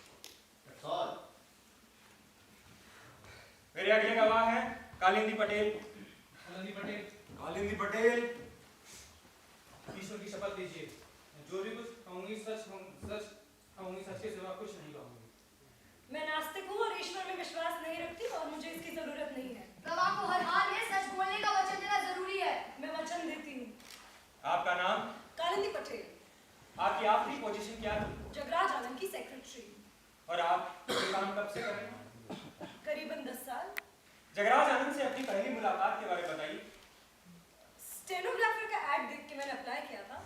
मैंने उसे पहली बार उसी के ऑफिस में देखा था और वो वहाँ अकेला था। ये मेरा पहला जॉब था और उसका पहला ऑफिस जो पुरानी दिल्ली की किसी अंधेरी सी गली में था। तो उस वक्त मिस्टर आनंद ने आपको किस तरह रेस्पॉन्ड किया? वो अपनी कुर्सी से उठा पर एक शब्द भी नहीं बोला, बस खड़ा खड़ा मुझे देखता रहा। खामोश रहकर भी उसका बंद मुंह मेरी इंसल्ट करता हुआ सा लग रहा था। मुझे लगा या तो मैं नील डाउन हो जाऊं या फिर उसे जोर से थप्पड़ मारूं, पर मैं दोनों ही नहीं कर सकी और मैंने उसे अपने आने की वजह बताई। और नौकरी पर रखी आपको? उसने कहा इस काम के लिए मैं बहुत यंग हूं, उसने मुझे पसंद नहीं किया है। बस फिर एक स्टेनोग्राफर का पैड फेंका और काम पे लगा दिया। उस दिन शायद थोड़ा जल्दी में था, मैंने भी कुछ कहा नहीं, बस काम पे लग गई। और आप सारा दिन काम करती रही? जी हाँ, सारा दिन। पहले उसने मुझे डिक्टेशन दिया था, बहुत फास्ट, अपनी बोलने की स्पीड से भी फास्ट। वो 1 मिनट के लिए भी नहीं मुस्कुराया, पर उसने मुझ पर से नजरें भी नहीं हटाई। मिस पटेल, मिस्टर जगराज आनंद ने आपके साथ पहली बार मेरा You mean उनने पहली बार मेरे साथ रिलेशंस कब बनाए? जी। The very first day। और वो कैसे हुआ? मुझे ऑर्डर देने में उसे बहुत खुशी महसूस हो रही थी। ऐसे बिहेव कर रहा था जैसे किसी जानवर को पालतू बनाने के लिए उस पर हंटर बरसा रहा हो। वो इसलिए मिस पटेल क्योंकि आपको इस तरह का बिहेवियर पसंद नहीं। सच बताऊं तो मुझे अंदर ही अंदर बहुत अच्छा लग रहा था। इसलिए जब मैंने अपने 8 आवर्स का डे खत्म किया तो मैंने साफ कह दिया मुझे नहीं करना ये जॉब। उसने कुछ देर तो कुछ नहीं कहा, पर फिर मेरी तरफ मुड़ा और बोला पहले कभी किसी आदमी के साथ सेक्स किया है? मैंने कहा नहीं, कभी नहीं। उसने मुझे 20,000 देने का ऑफर दिया अगर मैं उसके इनर ऑफिस में जाके अपने कपड़े उतारकर उसका इंतजार करूँ। मैंने साफ इनकार कर दिया। उसने कहा तुम नहीं उतारोगी तो वो खुद उतार लेगा। मैंने कहा कोशिश करके देख लो, पर फिर न जाने क्यों मैंने खुद ही उसकी बात मान ली और मैं नहीं गई और मेरी जॉब चलती रही। और फिर आप उनके साथ काम करती रही, उन्हीं के साथ रहने लगी और दोनों मिलकर सफलता की ऊंचाई तक पहुंच गए। जी हाँ, इसी तरह साल दर साल बीतते रहे। जब पहली बार हमने 10 करोड़ का टारगेट पूरा किया तो मुझे वो भूटान और नेपाल की खूबसूरत वादियों में लेके गया। 50 करोड़ का टारगेट पूरा करने पर वो मुझे 2 वीक्स के वेकेशन के लिए ले गया स्विट्जरलैंड में। जब हमने 100 करोड़ का टारगेट पूरा किया तो मुझे न्यूयॉर्क लेके गया। वहां उसने प्राइवेट प्लेन और पायलट हायर किया शहर घुमाने के लिए। जब हवा में उसके बाल लहरा रहे थे तो ऐसा लग रहा था जैसे कोई फ्लैग लहरा रहा हो, सारी दुनिया उसके कदमों के नीचे हो। फिर मुंबई लौटकर पेडर रोड के आनंद भवन में उसने टॉप फ्लोर खरीद लिया और ऑफिसर रेजिडेंस वहीं शिफ्ट कर लिया। क्या मिस पटेल आप बता सकती हैं कि मिस्टर आनंद के सफलता की ऊंचाई पर पहुंचने के वक्त उनका बिजनेस कहाँ तक फैला हुआ था? नहीं, और वो खुद भी नहीं बता सकता, क्योंकि वो जो चाहता वो ले लेता था। इसलिए जब भी उसका किसी अकाउंट या कंपनी में बकाया निकलता तो वो खाता बंद करके दूसरी कंपनी के अकाउंट में डेबिट कर देता था। इसमें कुछ खास डिफिकल्टी नहीं आती थी, क्योंकि सारे अकाउंट्स की बैलेंस शीट हम खुद बनाया करते थे। लेकिन जगराज जैसे जीनियस इंसान को इस तरह के तरीके अपनाने की क्या जरूरत पड़ गई? क्योंकि वो एक विशाल काय नेटवर्क बनाना चाहता था, और वो भी बहुत जल्द। एक ऐसा नेटवर्क जो सारी दुनिया को कवर कर सके और जिसका कंट्रोल उसकी मुट्ठी में हो। पर इसके लिए बहुत पैसा चाहिए था, और उसे अपनी क्रेडिट्स भी बनानी थी। इसलिए उसने सारे क्लाइंट्स को अपने पैसों से डिविडेंड्स पे किए, जो हमारे कमाए हुए पैसों से कई ज्यादा थे। तो मिस्टर आनंद की बिजनेस में मुश्किलें कब से शुरू हुई? यही कुछ 1 साल पहले से। और इस बार मिस्टर आनंद पंजाब क्यों गए थे? दरअसल हमने मालवा नेशनल बैंक से एक शॉर्ट टर्म लोन लिया था, जिसे चुकाने के लिए एक्सटेंशन चाहिए था, पर जसवंत वालिया ने मियाद बढ़ाने से साफ इनकार कर दिया था, और इसी बीच इनकी डॉटर सीन में आ गई। वो कैसे मिस पटेल? ये जगराज से एक पार्टी मिली थी, और इसने साफ जता दिया कि जगराज में इंटरेस्टेड है। फिर जगराज मेरे पास आया और बोला, कालिंदी, अब इन सारी मुश्किलों से निकलने के लिए हमारे पास सिर्फ एक ही रास्ता है, और वो चीज तुम्हारे पास है। तुम्हें कुछ वक्त के लिए वो चीज मुझे देनी होगी। मैंने कहा, बिल्कुल जगराज, क्या है वो चीज? उसने कहा, वो चीज वो खुद है। मैंने पूछा, नम्रता वालिया? और उसने हाँ में सर हिलाया। मैं तुरंत जवाब ना दे सकी, क्योंकि जवाब देना इतना आसान नहीं था। पर फिर मैंने कहा, ठीक है जगराज, जैसा तुम चाहो। और जगराज ने मुझसे कहा, क्या इसकी वजह से हम दोनों के रिलेशंस पे कोई फर्क तो नहीं पड़ेगा? मैंने कहा, नहीं। क्या मिस्टर जगराज आनंद ने मिस वालिया को प्रपोज किया? नहीं, इसने प्रपोज किया था। वो कैसे? ये जगराज को लॉन्ग ड्राइव पे ले गई। अब इसने कहा कि ये रास्ता भटक गए हैं।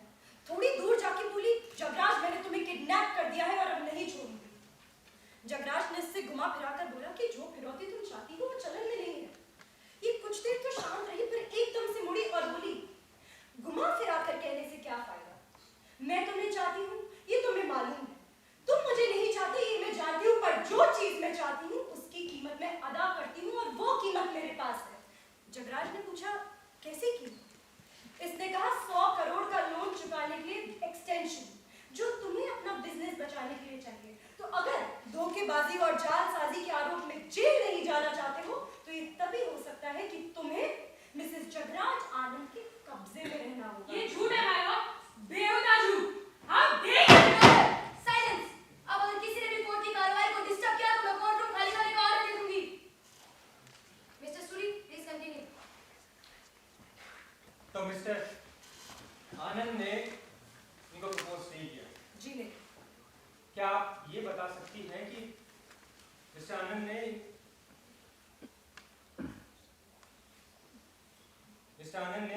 ये इनको प्रपोज नहीं किया?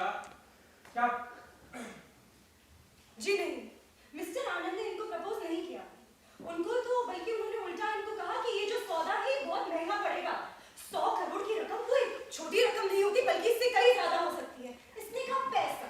आनंद, पैसा मेरे लिए कोई मायने नहीं रखता। आनंद ने कहा, तो फिर तुम ये याद रखोगी कि ये सिर्फ एक बिजनेस डील है। तुम इससे मेरे इमोशंस नहीं खरीद सकती हो, और इसकी उम्मीद भी मत करना। तो इन्होंने कहा कि इमोशंस की इसे क्या जरूरत है? तुम अपनी कीमत दो और मैं तुम्हें अपने पास रखूंगी। और सूरी सर, ये ही बार्गेन हुई थी। तो मिस्टर वालिया इस सौदे के लिए तैयार हो गए थे? जगराज को तो लगा कि मिस्टर वालिया को दिल का दौरा पड़ेगा जब वो अपनी बेटी का ये फैसला सुनेंगे, पर ये जिद पे अड़े, और कोई ना कोई तरीका ये हमेशा निकाल भी लेती थी। तो फिर ये तय हुआ कि लोन चुकाने की मियाद बढ़ा दी जाएगी, और जसवंत वालिया या फिर मालवा बैंक जगराज को अनलिमिटेड क्रेडिट्स दे दी। अगर दूसरे शब्दों में कहा जाए तो मिस्टर जगराज आनंद ने आखिरी सिक्योरिटी के तौर पर खुद को बेच दिया। जी हाँ, और बाकी सिक्योरिटीज की तरह ही ये भी उसके लिए कुछ खास मायने नहीं रखता था।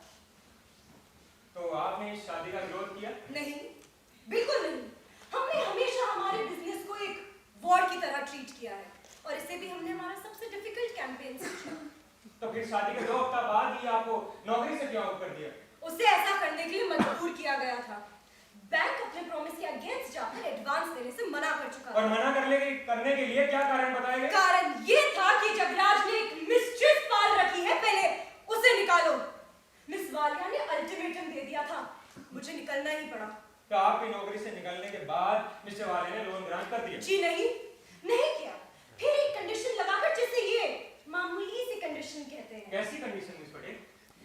जगराज की कंपनी को कंट्रोल करना चाहते थे। और जगराज इसके लिए तैयार है?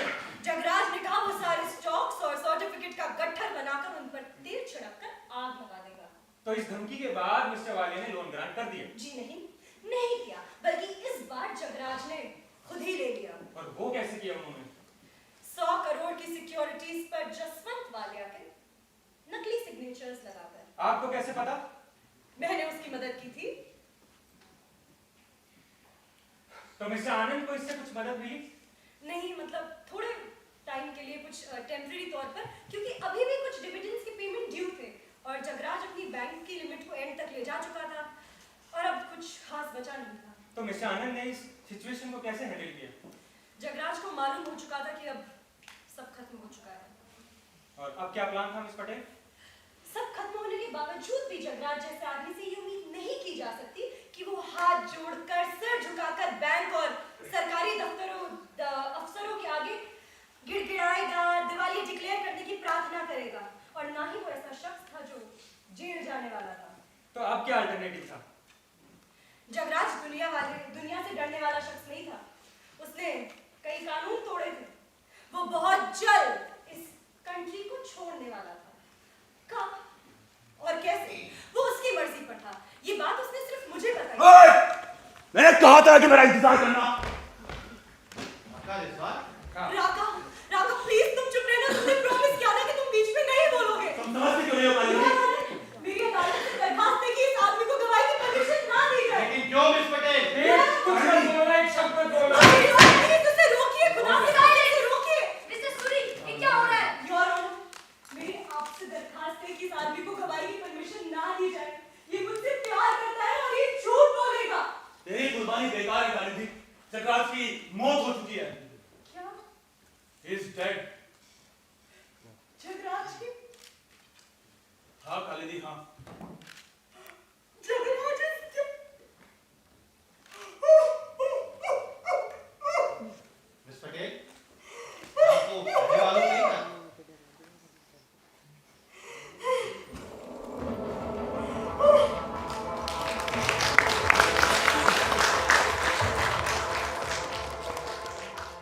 सावित्री घोष पधार रही है।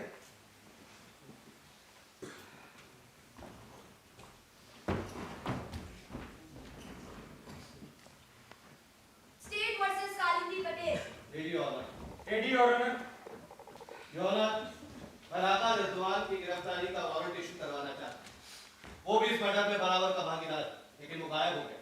आखिरी बार वो डिफेंस काउंसिल के साथ देखा गया था।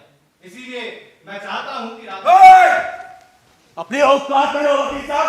तुमको क्या था कि मैं तुम्हें यहाँ पे सरप्राइज देने के लिए आया था? कोई वारंट इशू करने की जरूरत नहीं है। अपन यहीं रुकेगा। अगर इसने गुनाह किया है तो मैं बेगुनाहगार हूँ, समझे? आप जो भी है कोर्ट में तमीज से बात करना सीखिए और वहां जाकर गवाहों के साथ शरारत से बैठ जाइए। ये आपका घर नहीं और ना ही आपकी गैंग है कि आप जैसा चाहेंगे वैसा होगा। जाओ और बैठ जाओ। कालिंदी पटेल, कल जब आप अपना बयान दे रही थी तो क्या आपको इस केस के बारे में पूरी सच्चाई मालूम थी? नहीं। क्या आप अपने पिछले बयान में कुछ जोड़ना चाहती हैं या कुछ हटाना चाहती हैं? नहीं। अपने पिछले बयान के दौरान आप किसी को बचाना चाहती थी? जी। किसे? जगराज आनंद को। क्या अब भी उसे बचाने की जरूरत है? नहीं, अब और जरूरी भी नहीं है। क्या अब भी आप यही कहेंगे कि जगराज आनंद ने आत्महत्या की थी? जगराज आनंद ने सुसाइड नहीं की, उसका मर्डर हुआ है। मैं अपने आप को बचाने के लिए नहीं कह रही हूँ, मैंने उसे नहीं मारा। प्लीज प्लीज मेरी बात पर यकीन कीजिए। आप मुझे जो सजा देना चाहते हैं दे दें, पर जगराज के हत्यारों को सजा मिलनी चाहिए। वो बचकर नहीं जाने चाहिए। मैं मानती हूँ कि मैंने अपने बयान में झूठ कहा था। मैं ये भी मानती हूँ कि मैंने अपने वकील से झूठ कहा था, पर मैंने अब तक जो भी कहा है वो सच कहा है और आगे जो भी कहूंगी वो सच होगा। अब मिस्टर आनंद के मुश्किलों से बचने के बारे में शुरू कर रही थी। मैंने कहा था कि जगराज बहुत जल्द इस दुनिया को छोड़ने वाला है, पर इसका मतलब ये नहीं था कि वो खुद को मारना चाहता था। मैंने उसे पेंट हाउस की मुंडेर से एक आदमी की लाश को फेंका था, पर वो जगराज डिटेल में बताइए, साफ साफ बताइए मिस पटेल। जगराज खुद को ऑफिशियली डेड डिक्लेयर करना चाहता था। इसके बाद उसे किसी भी जांच या तलाश की परवाह नहीं रहती। वो आदमी ऑलरेडी मरा हुआ था, वो सुसाइड स्टेज की गई थी। और जगराज के दिमाग में ये प्लान काफी पहले से था। इसके लिए उसने पहले ही 10 करोड़ निकाल के बैंक से अलग रख रखे थे। बस अब हमें थोड़ा वक्त चाहिए था ताकि हम एक ऐसा मददगार तलाश कर सके जिसका माला नेशनल बैंक से कोई ताल्लुक ना हो। और ऐसा सिर्फ एक ही शख्स था, रिजवान। आपको कैसे यकीन था कि रिजवान इतना बड़ा खतरा उठाने के लिए तैयार हो जाएगा? Because he loved me. और वो उसके बदले में तैयार हो गया? उसी की वजह से वो तैयार हो गया। तो आपने क्या प्लान बनाया था मिस पटेल? रिजवान को एक लाश तलाशनी थी, पर वो उसके लिए किसी को मारने के लिए तैयार नहीं था। वो इंतजार करता रहा। फिर 16 जनवरी की रात को इसका गनमैन मुन्ना मकबूल अपने दुश्मन के हाथों मारा गया। उसके दुश्मन पकड़े गए और उन्होंने अपना गुनाह भी कबूल कर लिया, जिससे ये साबित हो गया कि रिजवान का इस मर्डर से कोई ताल्लुक नहीं है। उन दिनों आपने खबर पड़ी होगी कि मुन्ना मकबूल की लाश रहस्यमय तरीके से अपने मदर के घर से गायब हो गई है। ये रिजवान का काम था। मुन्ना की नाप, लंबाई, बालों का रंग हूबहू जगराज से मिलता था। और ये वही आदमी था जिसे मैंने उस दिन छत से फेंका था। तो रिजवान ने सिर्फ इतनी मदद की थी? नहीं, रिजवान ने एक प्लेन का इंतजाम भी किया था जो जगराज को थाईलैंड ले जाता। मैं 1 महीने बाद जगराज से होटल कॉन्टिनेंटल में मिलने वाली थी। जगराज ने थाईलैंड में ऑलरेडी 10 करोड़ ट्रांसफर कर दिए थे जो राजेंद्र जौहरी के नाम से थे। इस 1 महीने में हमारे बीच में किसी भी तरीके का कोई भी कम्युनिकेशन ना होना तय हुआ था और हम ये सीक्रेट किसी भी हालत में जाहिर नहीं करने वाले थे। तो अब ये बताइए मिस पटेल कि 16 जनवरी को क्या हुआ?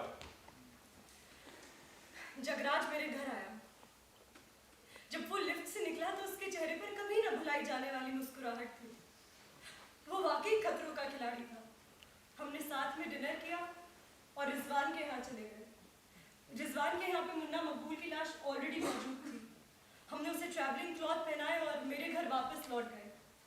जगराज बिल्डिंग में एंटर करता हुआ दिखना चाहिए था, इसलिए मैंने अपनी की का इस्तेमाल नहीं करके डोरबेल बजाई।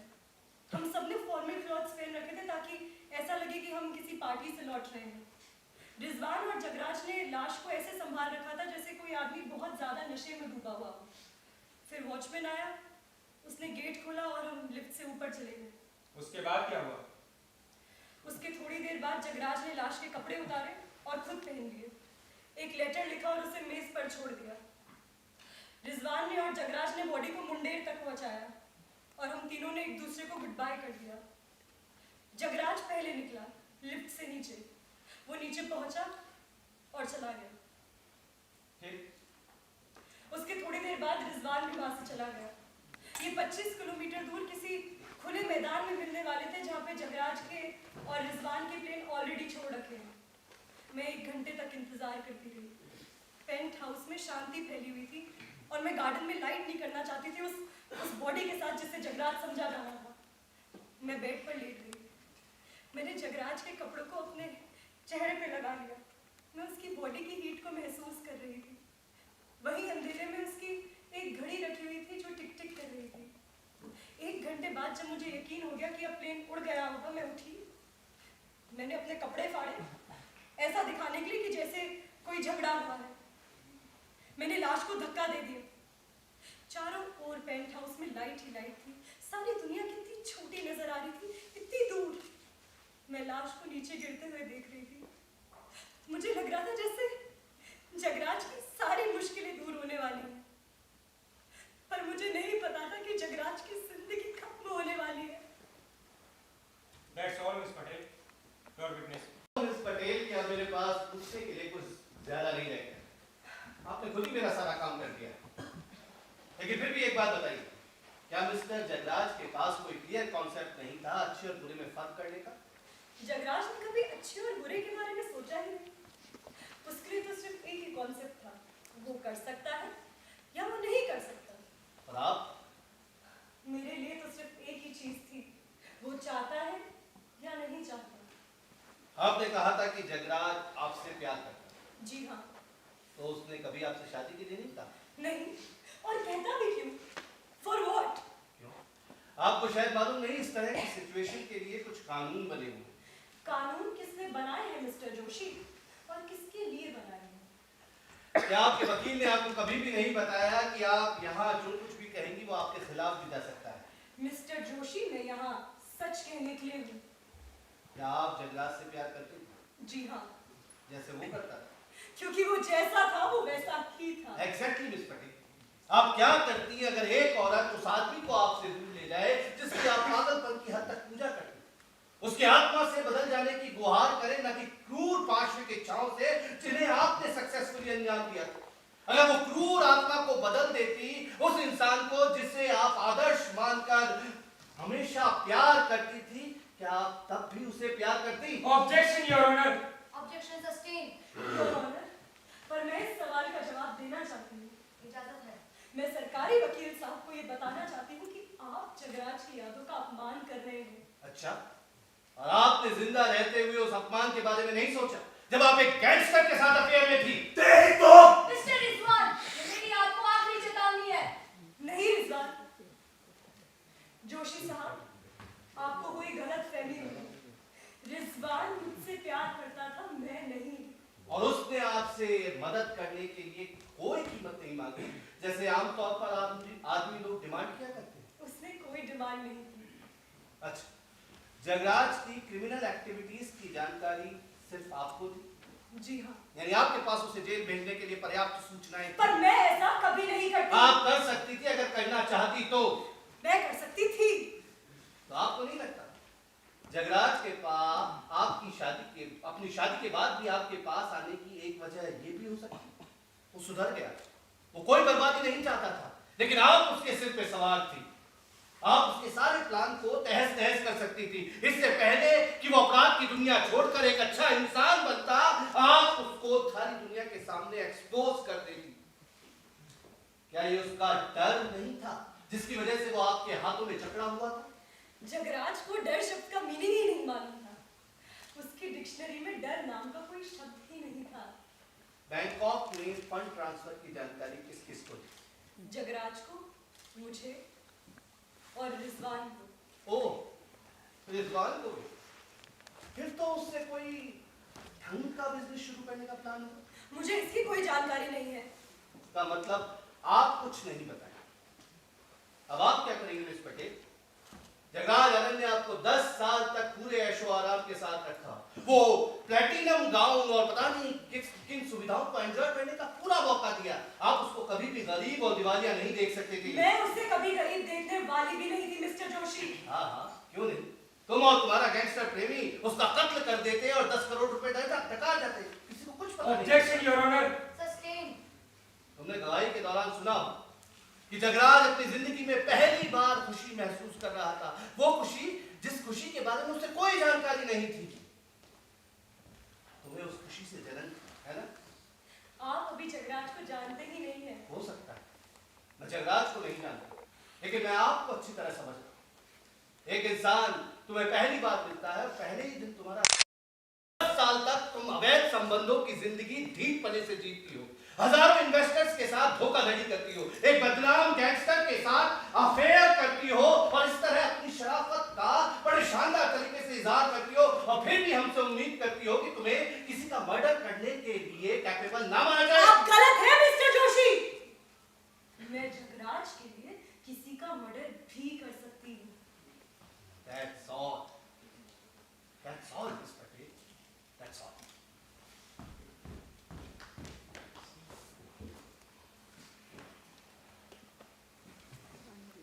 माय लॉर्ड, मेरे अगले गवाह है राका रिजवान।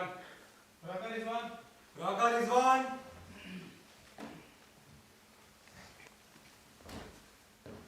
ईश्वर की शपथ लीजिए, जो भी कुछ कहूंगा सच कहूंगा, सच के अलावा कुछ नहीं कहूंगा। ईश्वर की शपथ लेकर कहता हूँ, जो कहूंगा सच कहूंगा, सच के सिवा कुछ नहीं कहूंगा। आपका नाम?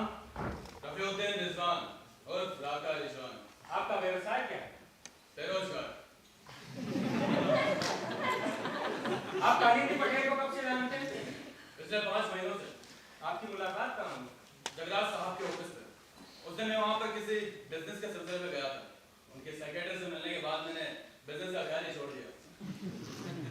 आपकी कालिंदी पटेल से दोस्ती कैसे हुई? पहली मुलाकात तो सही मायने में दोस्ती नहीं कहा जाता वकील साहब। इन्होंने मुझे जगराज से मिलने अंदर तक नहीं जाने दिया।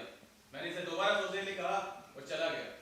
और जाने के बाद मैंने बिजनेस का ख्याल ही छोड़ दिया और सिर्फ इसी के बारे में सोचने लगा। अगले दिन मैंने इसके पास में गुलाब के फूलों का गुच्छा भी भिजवाया और इंतजार करने लगा कि देखेंगे क्या होता है। बस इसी तरह सिलसिला शुरू हो गया। तो आपको मिस्टर आनंद और मिस पटेल के रिलेशन के बारे में पता था? जी, मैं इसके मिलने के पहले से ही सब जानता था, लेकिन इससे क्या होता है मैं जानता था कि इसका कोई नतीजा निकलने वाला भी नहीं था, लेकिन इसमें मेरा कोई बस ही नहीं था। तो आपने कभी मिस पटेल को अपनी फीलिंग्स के बारे में बताया? जी नहीं। कभी उनसे किसी तरह की जबरदस्ती करने की कोशिश की? सब कुछ जानना आपके लिए जरूरी है क्या? जी जरूरी है। मैंने इसे एक बार किस किया था, जबरदस्ती, जगराज की शादी वाली रात को। यह उस दिन बहुत ही खूबसूरत लग रही थी और मैं इसके लिए पागल हो रहा था। इसने मुझसे कहा कि इससे कुछ नहीं होने वाला। मैं नहीं चाहता था कि मेरे दिल का हाल कभी से पता चले, लेकिन इसे पहले से ही मालूम था। उसके बाद हमने इस बारे में कोई बात नहीं। तो मिस पटेल ने आपको आनंद के इंडिया से निकल जाने का प्लान कब बताया? निकलने के करीब 2 हफ्ते पहले। मकबूल तुम्हारा आदमी था? जी नहीं। और उसके मर्डर में तुम्हारा किसी भी तरह का कोई कनेक्शन था? बिल्कुल नहीं। इसका मतलब है कि तुम्हें जगराज आनंद के मर्डर के बारे में कोई पुख्ता जानकारी नहीं थी? जी नहीं, मैं तो बस अंदाजा लगाता रहा। तो अब ये बताइए कि 16 जनवरी को क्या हुआ? सब कुछ उसी तरह हुआ जैसा कि कालिंदी ने आप सबको बताया था, लेकिन इसे कहानी का आधा हिस्सा ही मालूम है और मुझे पूरा किस्सा मालूम है। तुम्हारे पेंट हाउस से निकलने के बाद क्या हुआ? मैं जगराज से निकलने के करीब 10 मिनट बाद वहां से निकला था। वो मेरी कार ले जा चुका था, इसलिए मैंने अपने एक आदमी को दूसरी कार में इंतजार करने के लिए छोड़ दिया। फिर कार लेकर फुल स्पीड से निकल गया। और निकल के कहां गए? पवई में एक खाड़ी के पास पहाड़ियों के बीच एक मैदान में। मैंने शाम को जल्दी वहां एक 4 सीटर प्लेन का इंतजाम कर रखा था। जगराज को वहां पहले पहुंचना था और मेरा इंतजार करना था। और तुम वहां कब पहुंचे? करीब 12 बजे। आनंद भवन से पवई करीब 30 किलोमीटर है और रात के समय वहां पहुंचने में 40 से 45 मिनट लगते हैं। उस दिन थोड़ी भीड़ ज्यादा थी तो मैं करीब 12 बजे तक पहुंचा। मैंने हल्के रोशनी में मिट्टी में कार के टायर के निशान देखे जहां से जगराज निकला था। जब मैं उस मैदान में पहुंचा तो मैं चक्कर गया। प्लेन वहां नहीं था, वो जा चुका था। फिर तुमने क्या किया? मैंने प्लेन को आसपास चलाने की कोशिश की। जगराज की कार वहीं थी।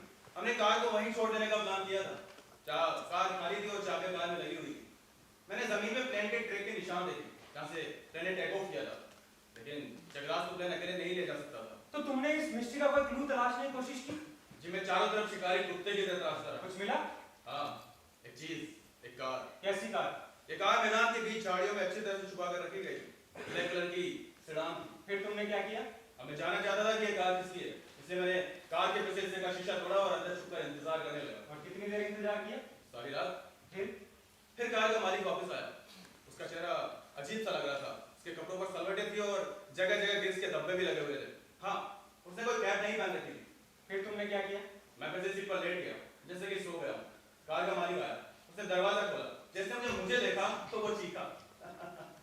शायद वो बहुत ज्यादा डर गया था, उसे हार्ट अटैक आ गया होगा। उसके बाद तुमने क्या किया? मैंने जागने का नाटक किया, अंगड़ाइयां ली और आंखें मसली और पूछा, ओह आप, वाह क्या मुलाकात है। उसने कहा कि तुम कौन हो और मेरी कार में क्या कर रहे हो।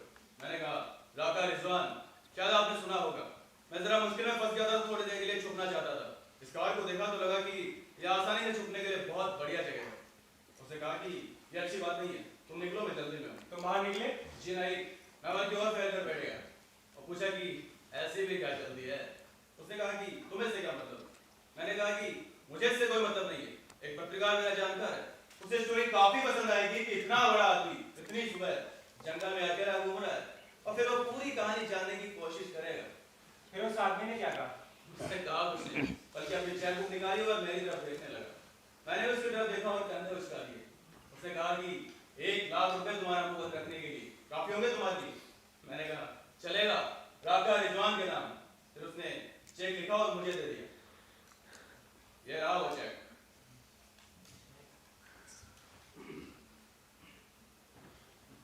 मैं ये चेक एविडेंस के तौर पर सबमिट करने कराता हूँ। ये क्या हो रहा है? ये आदमी कौन था? कौन था वो आदमी रिजवान साहब? मुंशी जी आपको चेक पढ़ के बताएंगे। गुप्ता जी प्लीज चेक पढ़िए।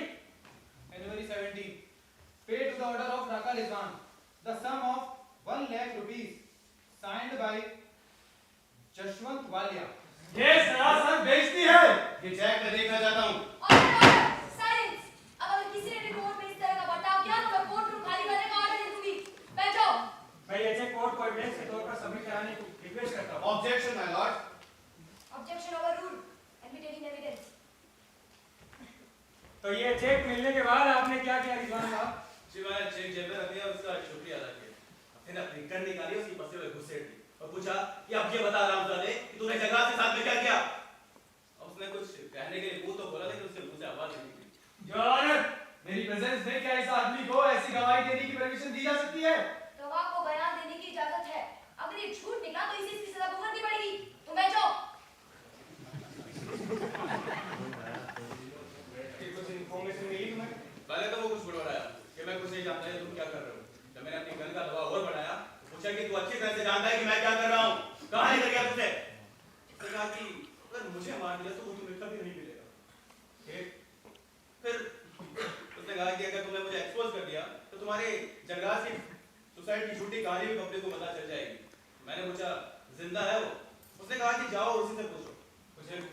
मैंने उसे जाने दिया, कहा कि जगराज को मैं तलाश करता हूँ। फिर आपने जगराज को तलाशने की कोशिश की? जी हाँ, मैंने एक सेकंड भी नहीं गवाया। मैं फौरन घर पहुंचा, अपने कपड़े चेंज किए, थोड़ा नाश्ता किया और पहली फ्लाइट लेकर बैंकॉक पहुंच गया। वहाँ मैंने पेपर्स में उसकी तलाश की, लेकिन कोई जवाब नहीं मिला। किसी राजेंद्र जोरी के नाम से 10 करोड़ के बारे में किसी बैंक ने कॉल बैक नहीं किया। तो आपने इस बारे में मिस पटेल से बात करने की कोशिश की?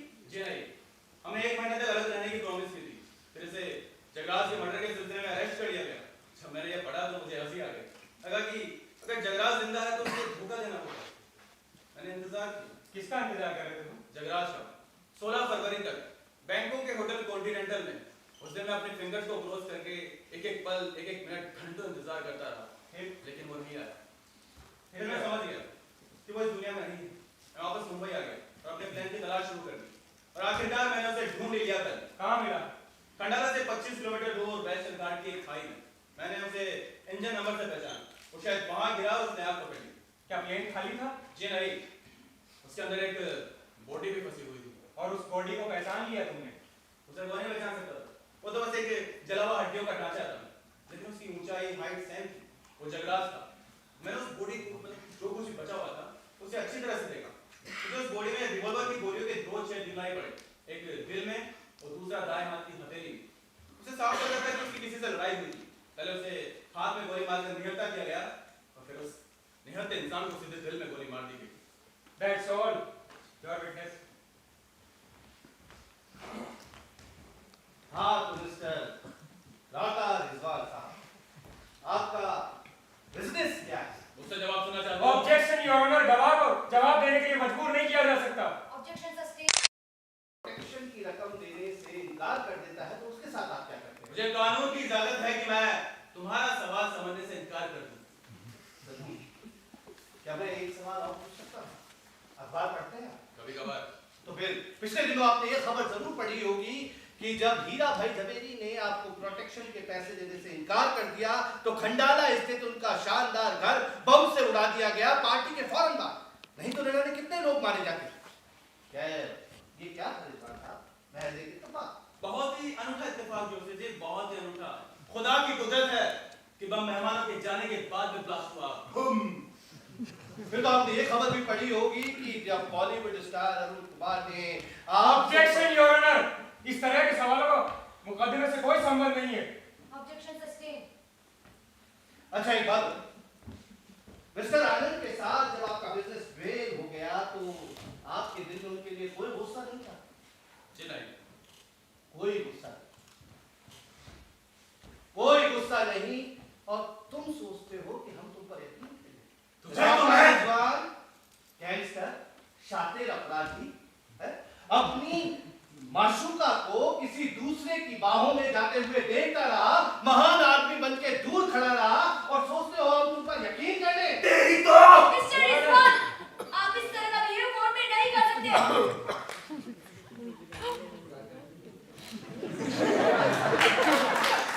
मैं उससे प्यार करता था। अच्छा, तो फिर शादी के बाद जगराज को उसके पास क्यों जाने देते थे? इस बारे में कुछ नहीं करना। कुछ नहीं कहना? क्या तुम दोनों के दिमाग में उसको ब्लैकमेल करने का आइडिया नहीं था? कोई सबूत है इस बात का? तुम्हारा इस वक्त उसके साथ खड़ा होना इस बात का सबूत है। और क्या सबूत चाहिए? Objection, Your Honor.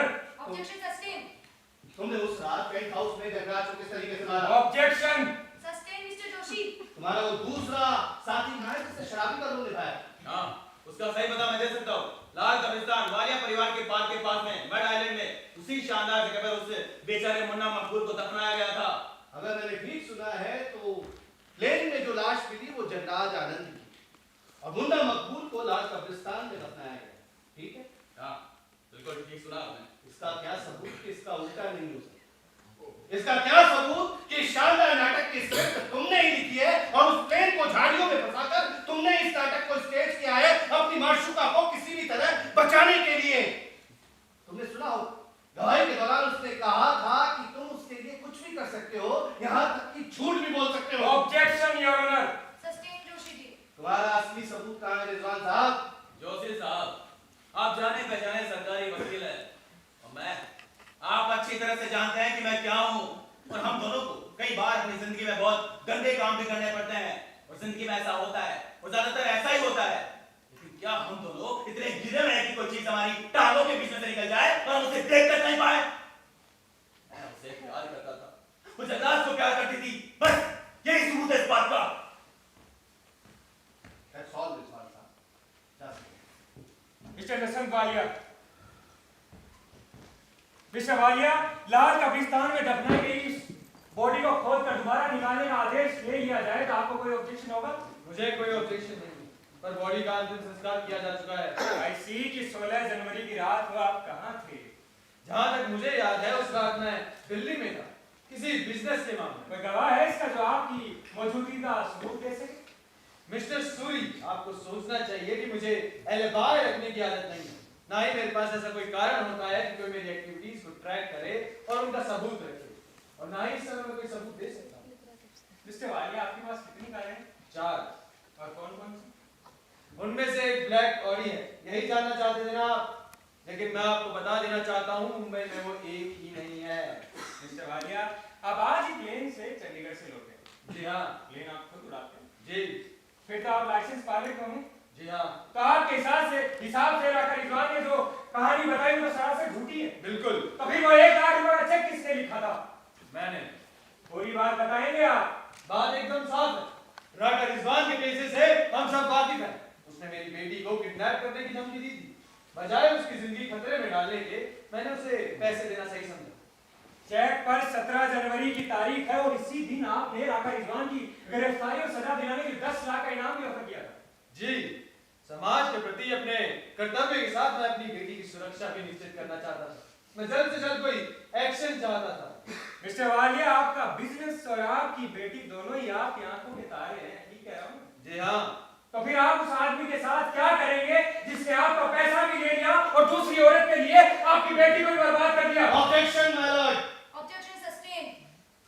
Mister Walia, एक बात और बताइए कि जो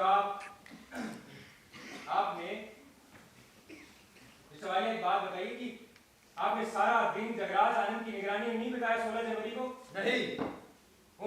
उस दिन कोई भी एक्टिविटी की जानकारी नहीं आई आपकी नजर में? एक भी बात नहीं। एक भी बात?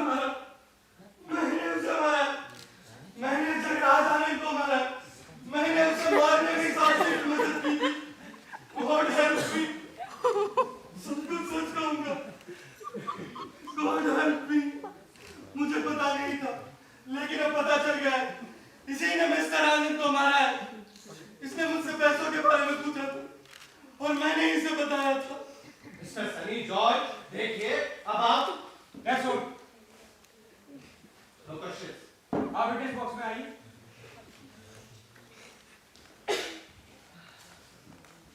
आपको मिस्टर वालिया ने बैंक ऑफ मनी ट्रांसफर के बारे में बताया था? इन्होंने मुझसे कई बार पैसों के बारे में पूछा था, यही कि पैसे किस तरह खर्च किए जा रहे हैं। मैंने इनको उस दिन बैंकॉक के बारे में बता दिया था। मैं नहीं जानता था ये सीक्रेट है। उस दिन 16 जनवरी को ये किस तरीके का चाल जा रहा है? आपने मिस्टर वालिया को बताया था दोपहर को? जी मैंने बताया।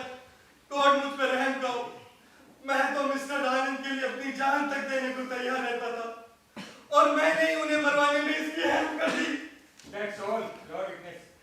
मिस्टर सनी जॉर्ज, जब आपने ये बात मिस्टर वालिया को बताई थी तब आप एकदम अकेले थे? जी हाँ।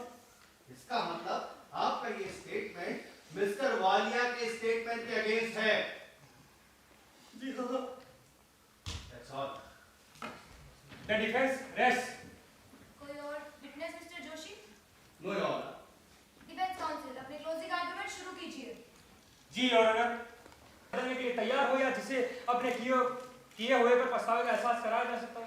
अगर आप यकीन करते हैं तो ये गुनहगार है, लेकिन अगर आप इस बात पर यकीन करते हैं कि इस उदासी, निराशा और बेदिली से भरी दुनिया में एक शख्स ऐसा भी पैदा हो सकता है जिसकी नस नस में जिंदा दिली बहती हो, चाहे उसे बदमाश, गुंडा, अपराधी या कुछ भी कहें, लेकिन वो विजेता।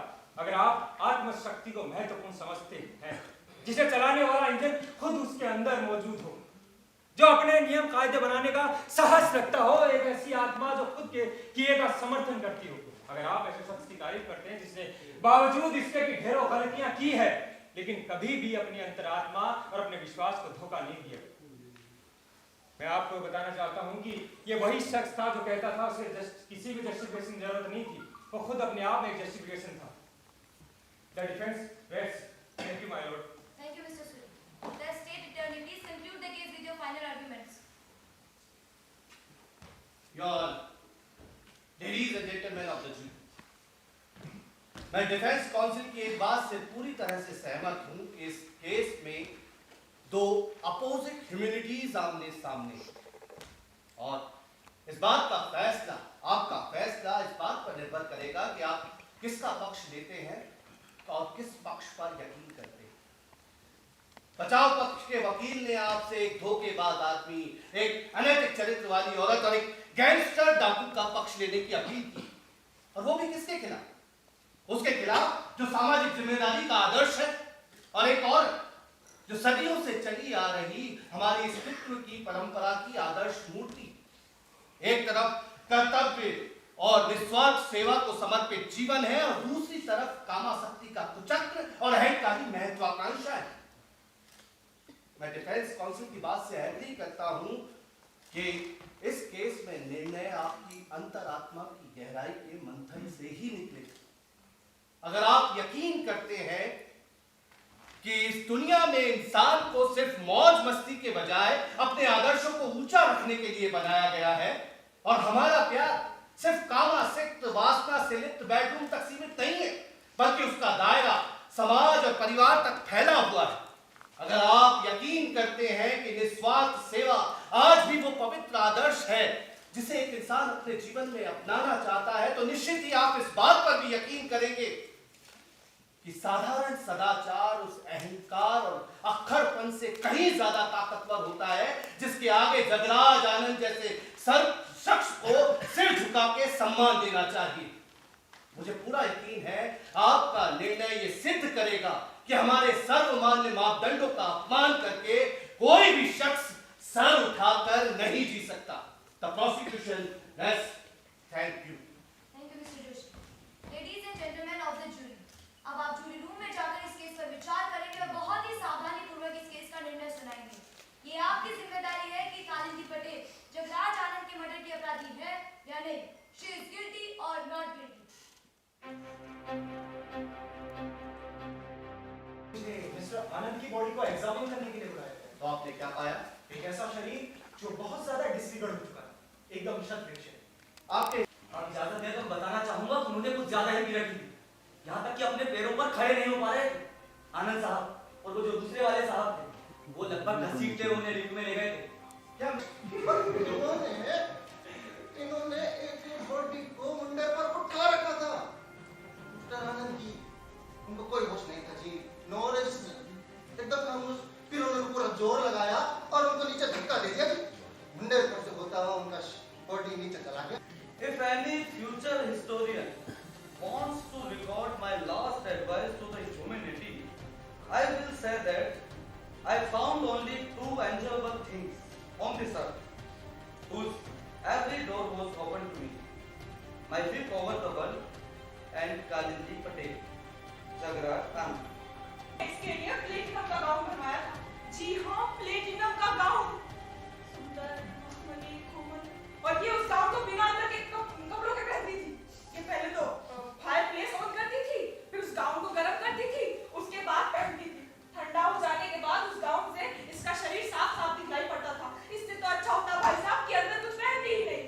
शरीर के सहन होने की हद तक तो इस गाउन को गर्म कर लेती, और उसके बाद जब इसकी बेशरम इसकी जलने लगी तो पागलों की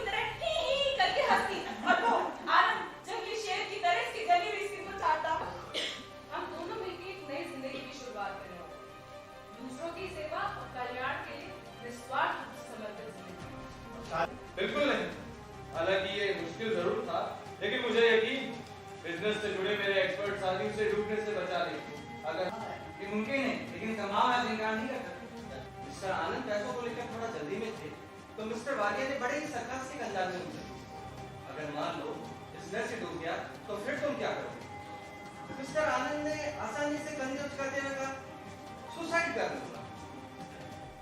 मिस्टर वालिया ने उनकी तरफ अजीब और ठंडे निगाहों से देखा और धीरे से कहा, अगर तुम ऐसा करते हो तो इस दुनिया पे बहुत बड़ा एहसान होगा। मिस्टर जगराज ने कभी अच्छे और बुरे के बारे में सोचा ही नहीं। उसके लिए तो सिर्फ एक ही कॉन्सेप्ट था, वो कर सकता है या वो नहीं कर सकता। और आप? मेरे लिए तो सिर्फ एक ही चीज थी, वो चाहता है या नहीं चाहता। ऐसा ही होता है। क्या हम तो लोग इतने गिरे हुए हैं कि कोई चीज हमारी टांगों के बीच में से निकल जाए और हम उसे देख तक नहीं पाए। मैं उसे प्यार करता था। वो जगराज को प्यार करती थी, बस यही सबूत है इस बात का। जूरी के सम्माननीय सदस्य, आप प्लीज अपने स्थान पर खड़े हों और मुल्जिम को देखकर अपना फैसला सुनाएं। क्या आप किसी फैसले पर पहुंचे हैं? आपका क्या फैसला है? Yes, she is guilty. हम अपील करेंगे। हम कोई अपील नहीं करेंगे सुरी सर। लेडीज एंड जेंटलमैन, मैं माफी चाहती हूँ कि मैं आपकी सजा को भुगतने के लिए यहाँ मौजूद नहीं रहूंगी। Doctor Krishnamurthy, please check.